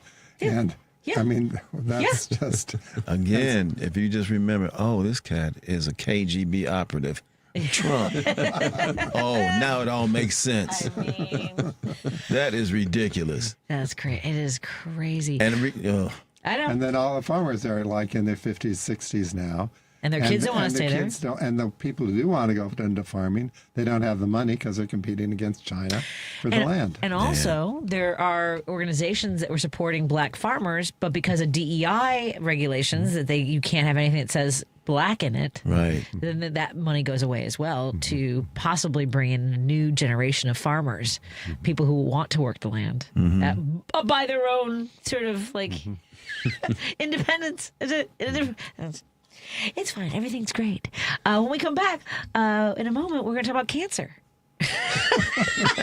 Stay tuned. No, I want to preface this by saying, so we were in Iowa last year for the Wingding in, not Okoboji, Clear Lake, Iowa. So have you ever been to the Surf Ballroom in Clear Lake? Oh, it's the last place where the Big Bopper, Richie Valens, right. and Buddy Holly performed. Yeah, flew off into destiny. Yes. Yeah. So they had their last show that we did. So the Democrats in Iowa do a big event there every year. And that was when I first learned about the rising cancer rates in Iowa. And they were they're looking at everyone who's running for office. The fear, the anger, the love. That's what people are running on. So we want to talk a little bit about the candidates who are running for office in Iowa and these cancer rates that I think more people need to be talking about, because I think that's going to happen more and more in all these rural areas across the country. We're hanging out with our friends from Barn Raiser. We have in studio with us Joe Bleifuss, who is the editor and publisher, deputy editor and publisher Justin Perkins, who joins us. By the way, in case you're curious, barnraisingmedia.com. That's barnraisingmedia.com. They publish independent news, analysis, and information to support diverse, civically engaged, and dynamically connected rural and small town communities. And Dwayne Kennedy and I are learning more and more. Absolutely. As we continue our conversation. Roosevelt, can you wait till 6:30? We'll talk about that when we come back. At 6:30, he wants to talk about the IRS. And how we can see. It's not for this conversation. It's for the 6:30 conversation. More after this on WCPT 820 Heartland Signal, KKNW 1150 in Seattle, and KTNF AM 950 in Minneapolis, St. Paul. While retinitis pigmentosa takes Mark's vision, his family gives him hope, whether at the family business or at home with his wife and sons. He knows he's not fighting alone. For 50 years, the Foundation Fighting Blindness has funded research into treatments and cures for blinding retinal diseases, providing hope to people with vision loss.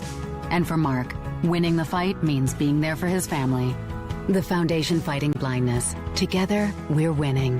Help us end blinding diseases at fightingblindness.org. From energy to public health, extreme weather, the economy, and more, Climate Connections makes the global local. Hear it weekdays during the Thom Hartmann program and during Joan Esposito, live, local, and progressive, right here on WCPT 820, Chicago's Progressive Talk, where facts matter. Hi, I'm Tim Meadows. You've heard the phrase out with the old and in with the new, right? Did you ever think that it could apply to cancer research and start with you? Well, buckle up, because Stand Up to Cancer's vehicle donation program makes it easy to turn your old vehicle into new life-saving cancer research. Now, getting rid of that unwanted vehicle can help save lives at the same time.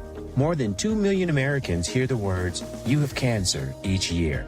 That's why Stand Up to Cancer is dedicated to funding cancer research focused on finding cures. So when you're looking to get rid of your old car, truck, motorcycle, RV, or boat, why not donate it to Stand Up to Cancer? Donating is easy, pickup is free, and your gift may qualify for a tax deduction. You can be a driving force in cancer research. The key to unlock the next breakthrough could be sitting in your driveway. Donate your car today. Visit standuptocancer.org/cars to learn more. WCPT 820, Chicago's Progressive Talk, where facts matter. You're listening to Driving It Home with Patti Vasquez.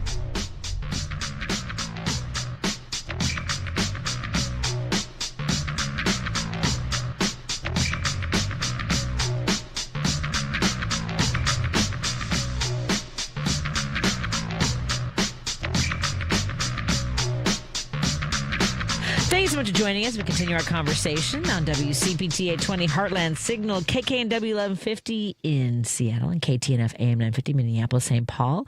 I'm so glad to have you all here for this conversation. Joining me in studio is my guest co-host, Dwayne Kennedy, who's leaving for San Diego. Fine, whatever. Go on the road. I don't care. Take leave of us. I'll be right back. I know. I hope they're paying for your flights because it's expensive to fly. Oh, man, you ain't kidding. Oh, I'd have to leave now. I'm just... Dwayne Kennedy's performing with Kamau Bell at Mic Drop in San Diego Friday, Saturday, and Sunday. Mm-hmm. Sunday shows I think those are the best shows. Yeah. Because people are like, they're out on a school night. They feel a little naughty. Maybe they went to church. Maybe they didn't that day. Right. But they haven't been drinking a whole lot because they have to go to work the next day, so they're focused. Yeah, they're trying to figure it out. Yeah. And then they have too much and they enjoy themselves. You know. I'm just saying. Joining us in studio are the editor and publisher Joel Bleifuss of Bleifuss. Am I saying that right? Yeah, that's right, yep. You kind of wince a little bit. It's close. It's kind of what you're telling me. How do I say it? Bleifuss. Oh, I did say it right. Joel Bleifuss joins us. He's the editor and publisher of Barn Raiser, along with deputy editor and publisher Justin Perkins. And we were talking a little bit about things that are going on, obviously, in rural America. There's a sort of like this romanticized version of rural America that we have, and anything from our black and white movies, maybe it's Frank Capra, or maybe it's, the commercials that we see, these sweeping images of the wheat fields that we drive by, and Iowa, it's like corn. And we don't often think about what it means to live in rural areas and provide the nutrition, the economic support that we all need across the country. So when I think of Iowa, I've worked there for decades as a comic, and everyone I've met has been incredible. I know that we might disagree on politics, but Iowa's in a bad situation when it comes to like some of the worst cancer rates in the country at an alarming rate. Justin, tell us a little bit about what's going on in Iowa.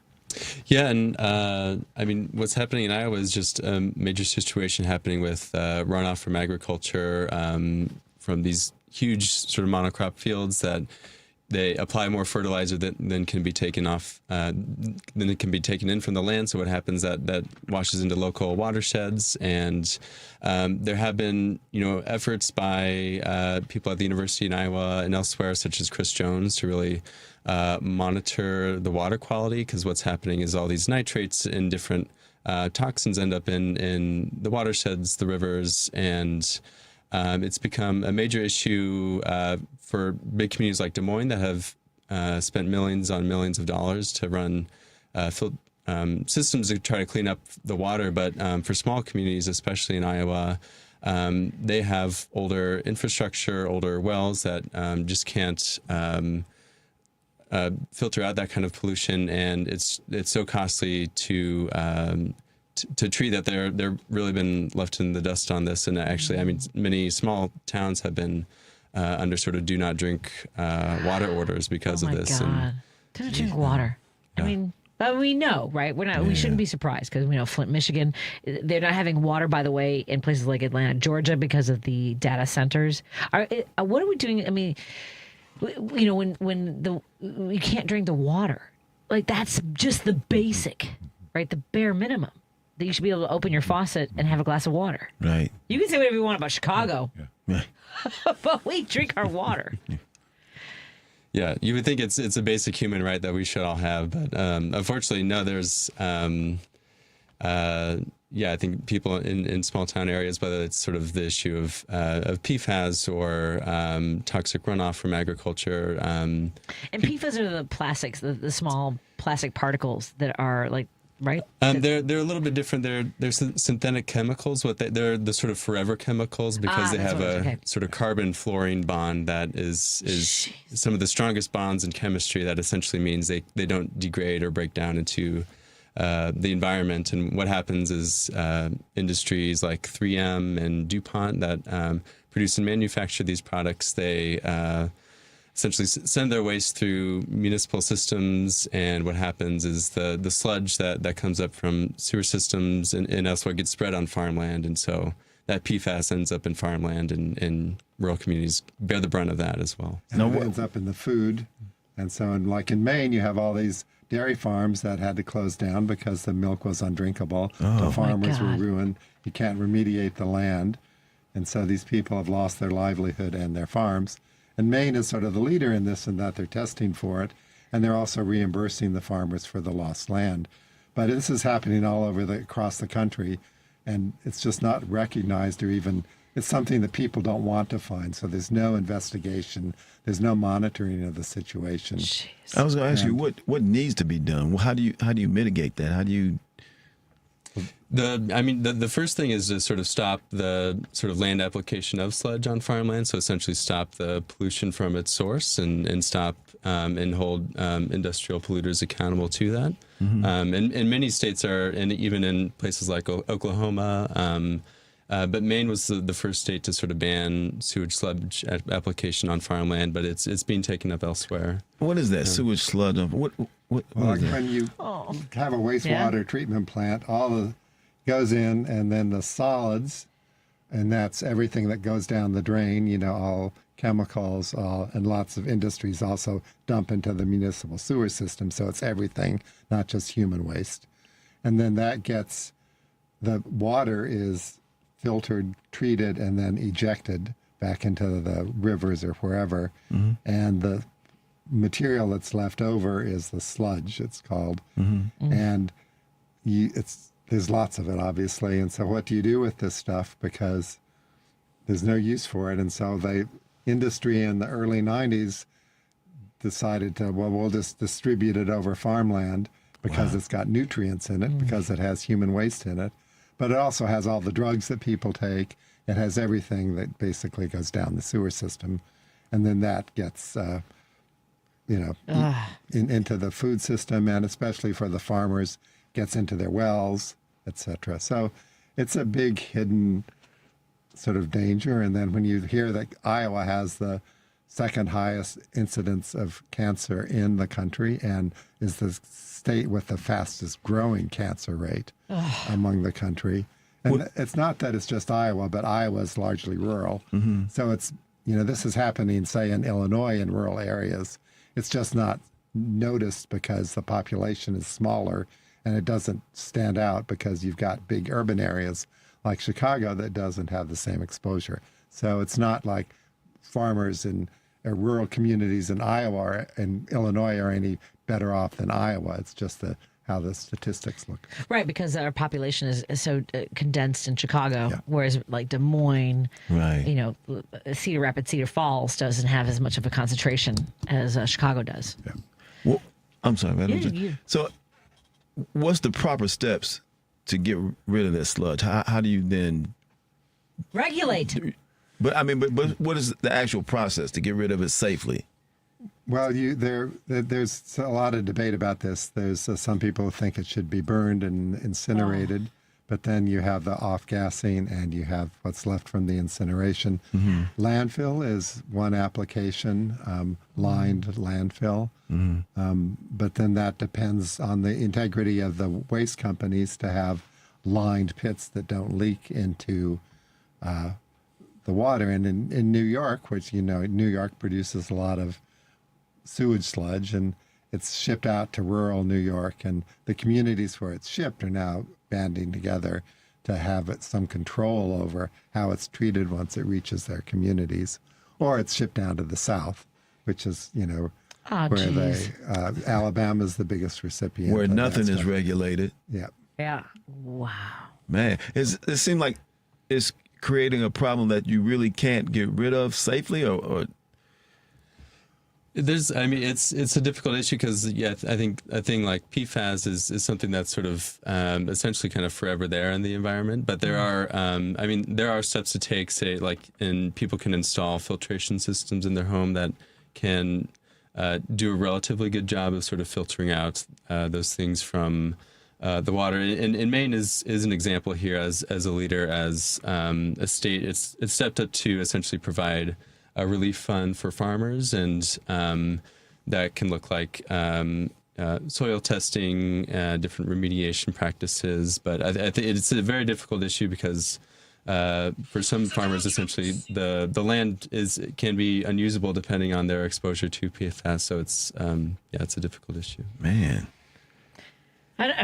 That's why we have our friends from the Barn Raiser on.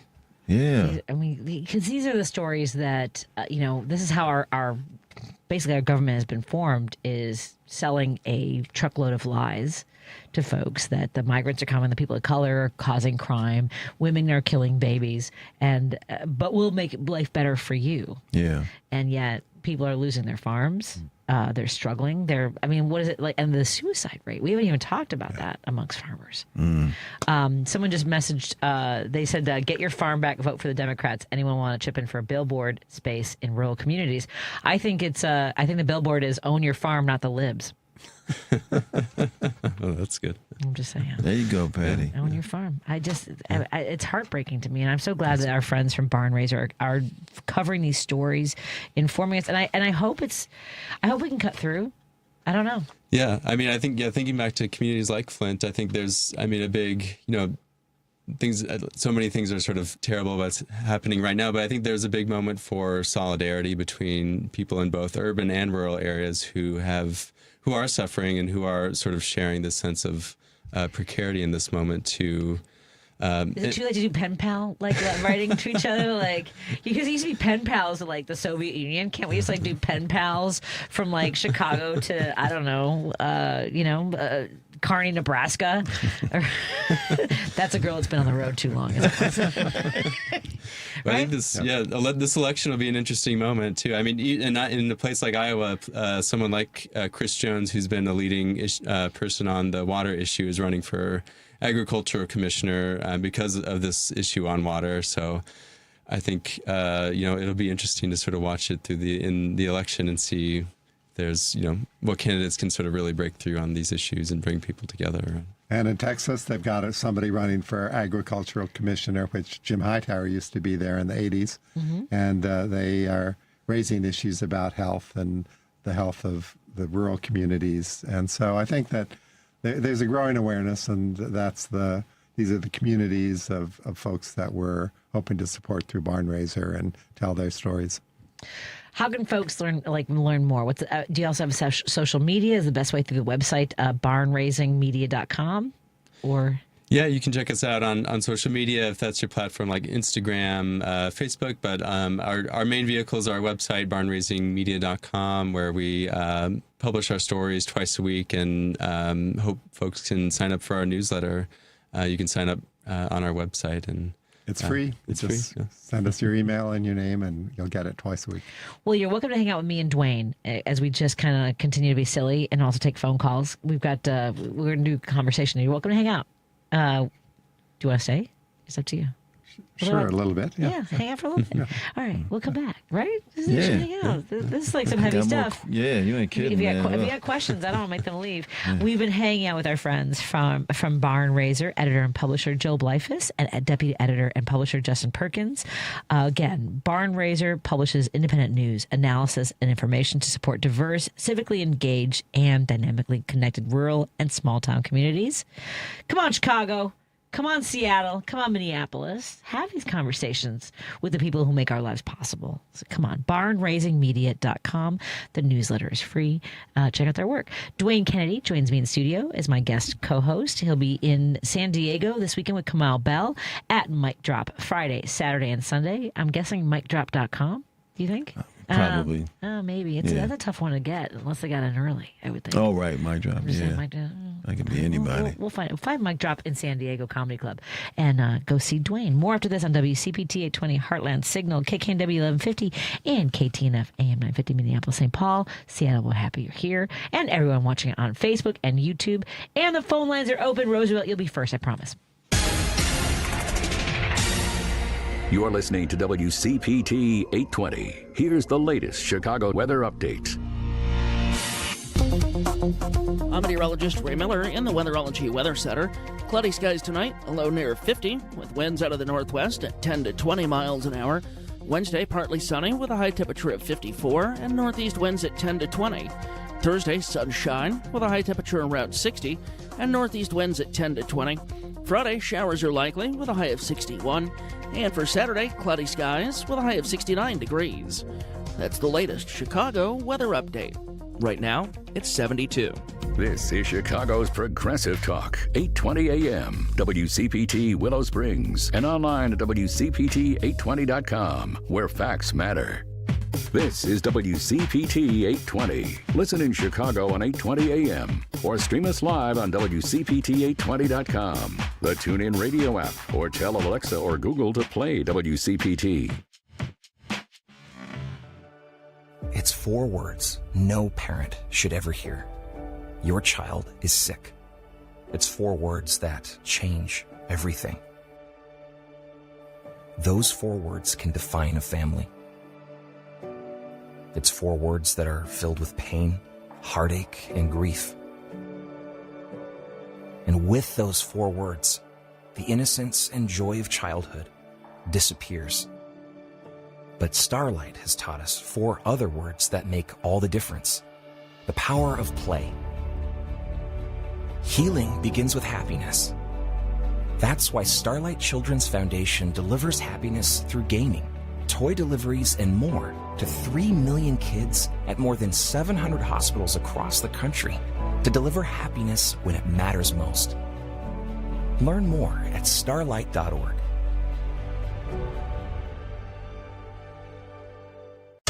This is WCPT 820, where facts matter. No detours, no distractions, just bold ideas and real talk. This is Driving It Home with Patti Vasquez. Thank you for joining us as we continue our conversation here and Driving It Home. I'm your host, Patti Vasquez. Joining me in studio is guest co-host Dwayne Kennedy. He'll be at Mic Drop in San Diego this weekend, Friday, Saturday, and Sunday with Kamau Bell. Dwayne is the Emmy Award-winning writer and producer of United Shades of America and also worked on Totally Biased on FX with Kamau Bell. See, it only took me about 3 years to get the intros right. Thank you, Dwayne. Also joining us in studio, our friends from Barn Raiser, editor and publisher Joe Bleifuss, and deputy editor and publisher Justin Perkins. We've been talking about a lot of issues in rural America, and a listener is calling in with a question. Greg is in Lake of the Hills. Roosevelt, I promise I'm getting to you, but this is for our guests, so I have to get to this question. Oh, hold on a second. So, Greg, what's on your mind, my friend? Yeah, hi, Patty. Hey. Yeah, my question is this about the PFAS. Yeah, I've heard about these, and I know a pretty good deal about them and their impact on our environment. But what I always wonder is, what about when these chemicals, when they were first starting to be used, did they not know that they wouldn't break down and that they would be forever chemicals? The people who, the DuPonts and everything, I mean, I hate to give them the bad rap, but, they're one of the companies that... Give them the bad rap. I don't hate that. Go ahead. No, but that's what I'm wondering is, we had the EPA, and I know the EPA is now basically been displaced by Trump and the clowns in Washington who want to see our society fail, but...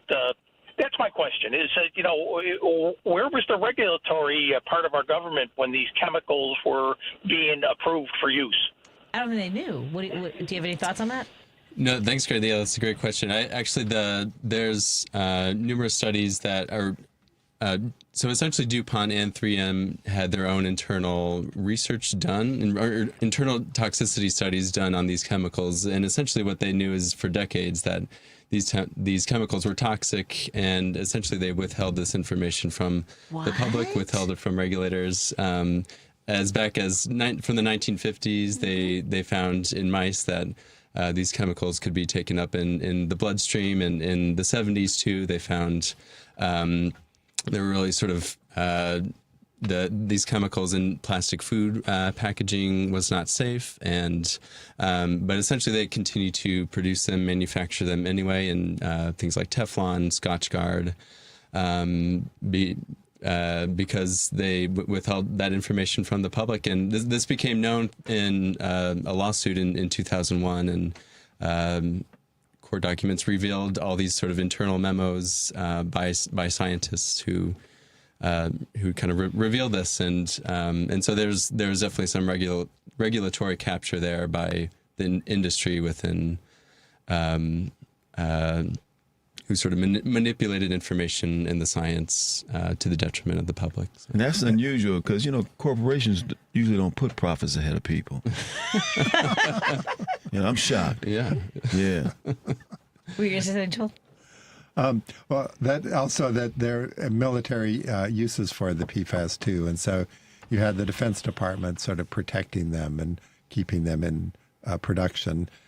For example, it's a lot of all firefights and fires are put out with PFAS foam, and so firefighters have been exposed to it for years and years and years. And then if you're spraying PFAS, say on a house that's burning, well, then the PFAS are all on the ground in the surrounding area.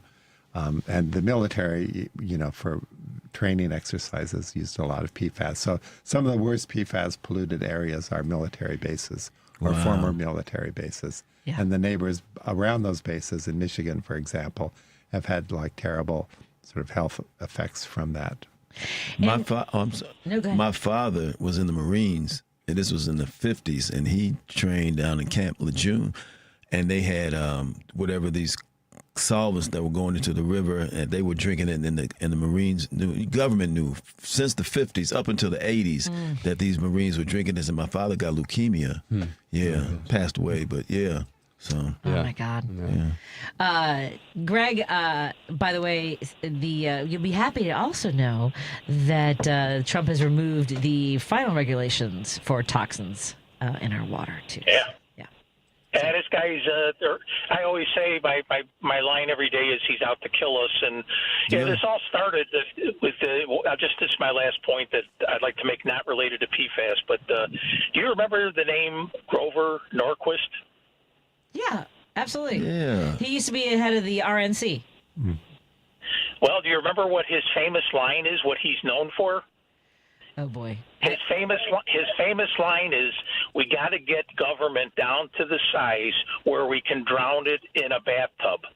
And don't you think that he's achieved, him and his kind? You ever look at a picture of the guy? You should just look at that guy. Look at the smear on his face. He hates the people of this country. He just hates us. Yeah. And that's where a line like that comes from. You want to get government down to the size where you can destroy it in the bathtub. Big businessman wants to make sure that they can do whatever the heck they want to do. I detest that guy. Yeah. I wish more people would say his name, because he's just like Mitch McConnell. Mitch McConnell's out there, and everybody forgets it was Mitch who let the Trumper let him get away with not being impeached, and also getting the extra Supreme Court justices in there.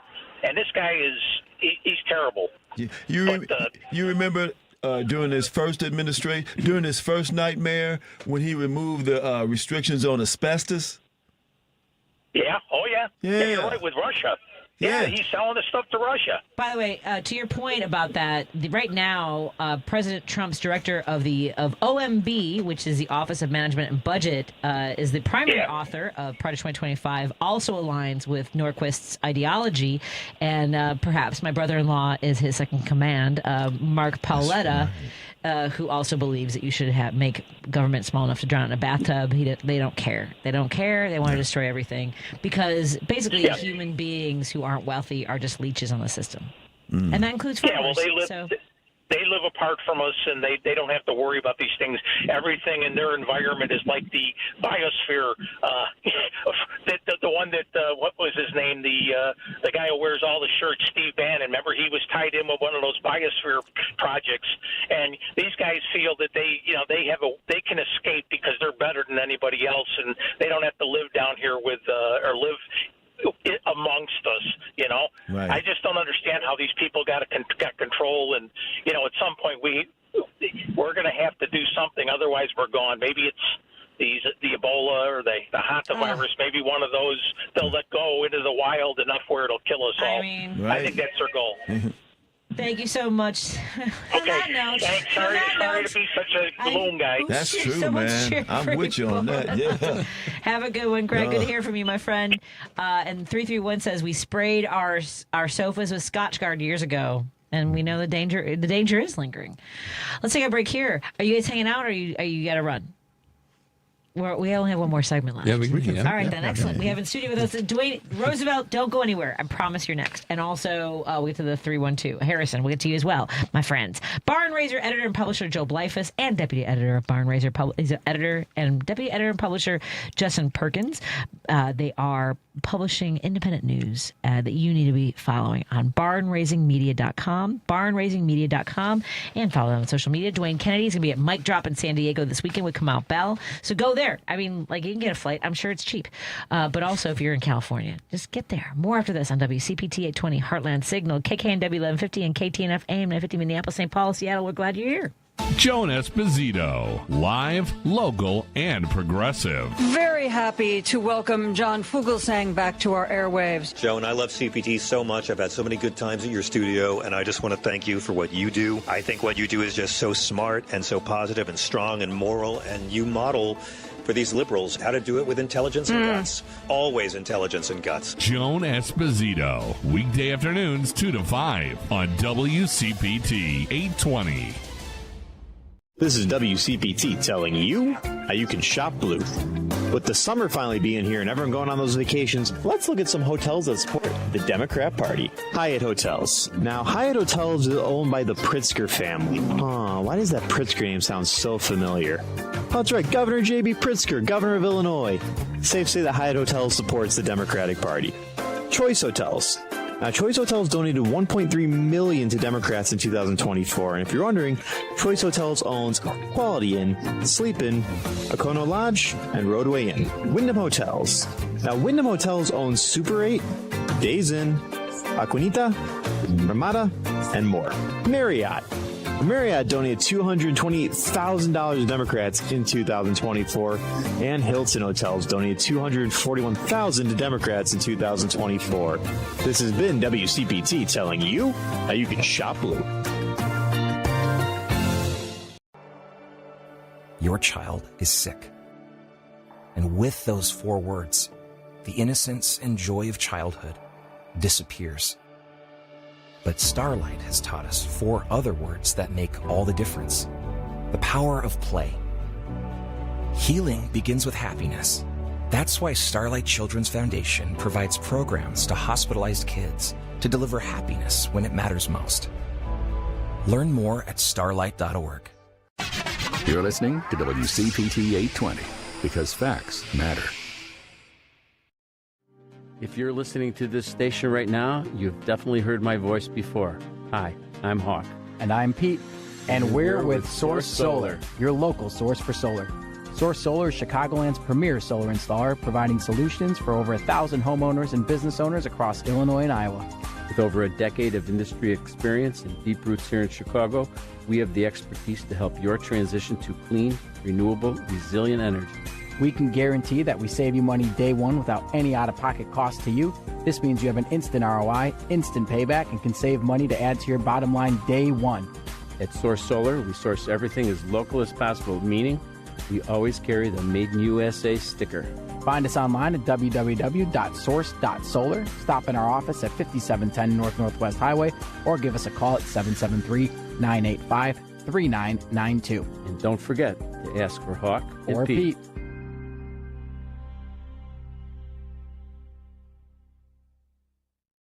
Patti Vasquez is taking your calls now. All right, let's hit it. At 773-763-9278. I got a lot to say. It's Driving It Home with Patti Vasquez. Thank you so much for joining us. We'll continue our conversation. Harrison, I swear I was getting all my phone calls. I'm sorry you had to drop out. We are in studio with our good friends Dwayne Kennedy, who's going to be at Mic Drop this weekend in San Diego with Kamau Bell. Dwayne was the writer, producer, Emmy Award winner for United Shades of America. He was also a collaborator with Kamau on Totally Biased on FX.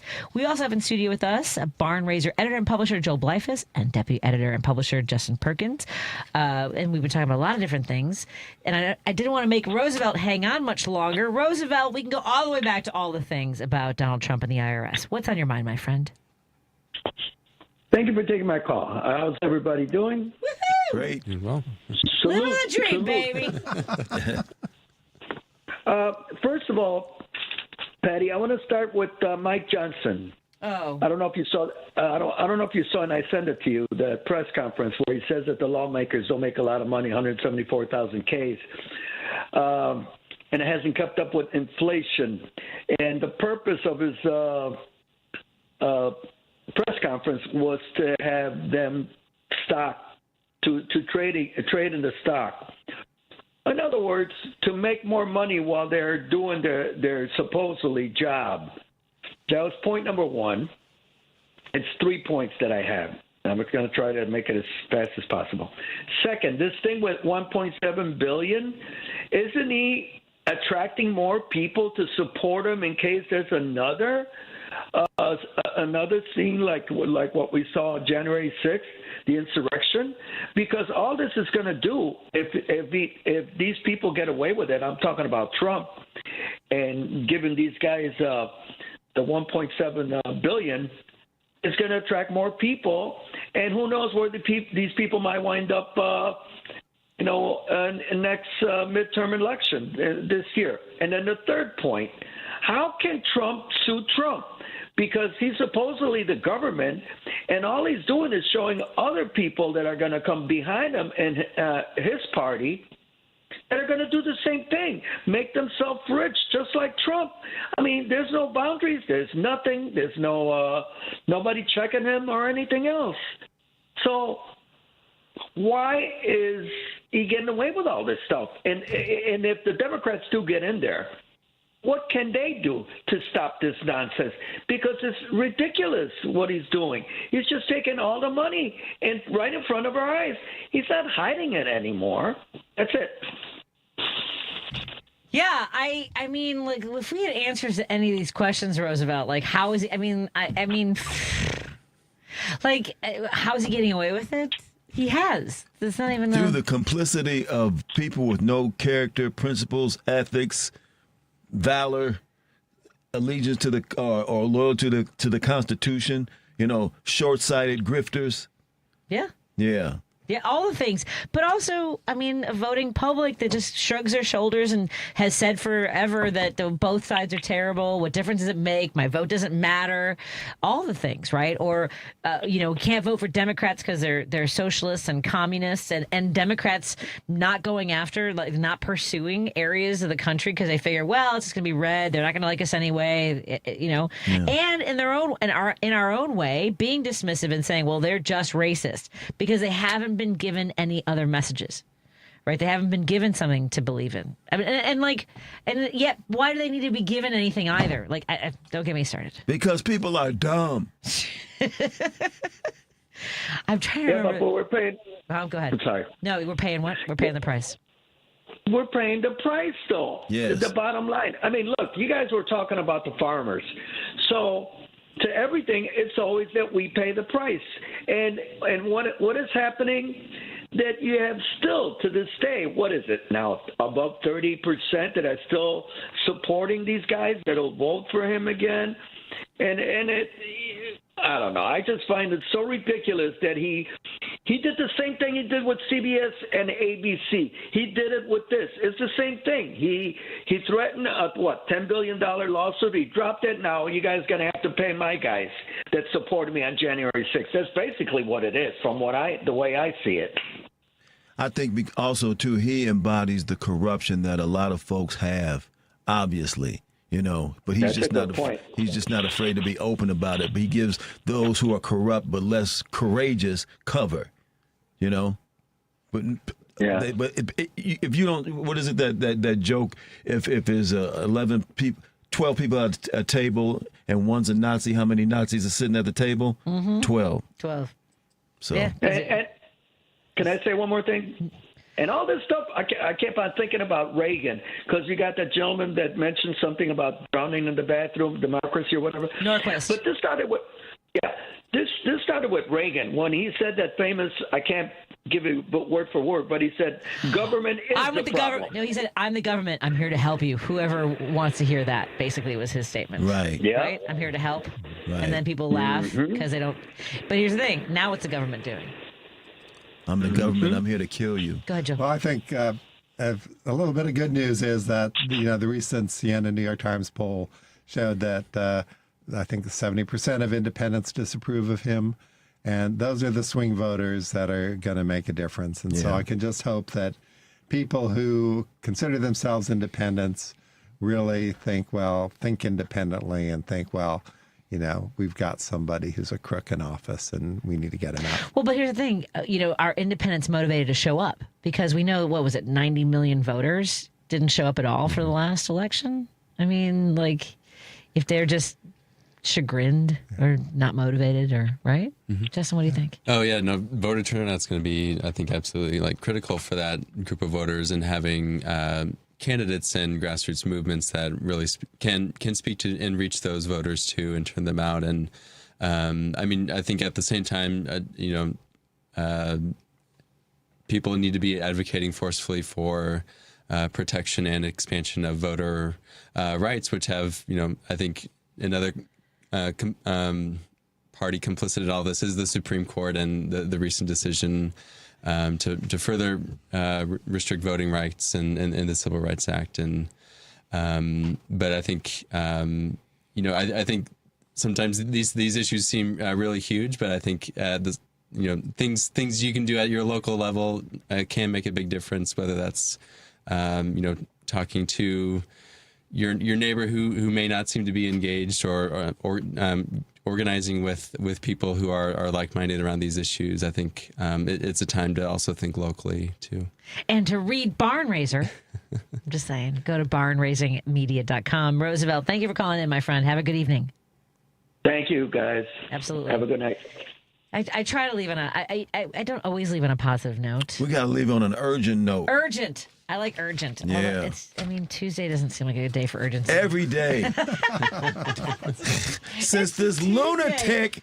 I know. Oh, my goodness. But when you say that 70% of independent voters, but also we were looking at the numbers, it's over, 37% approve, right? And you're like, who are, who, what?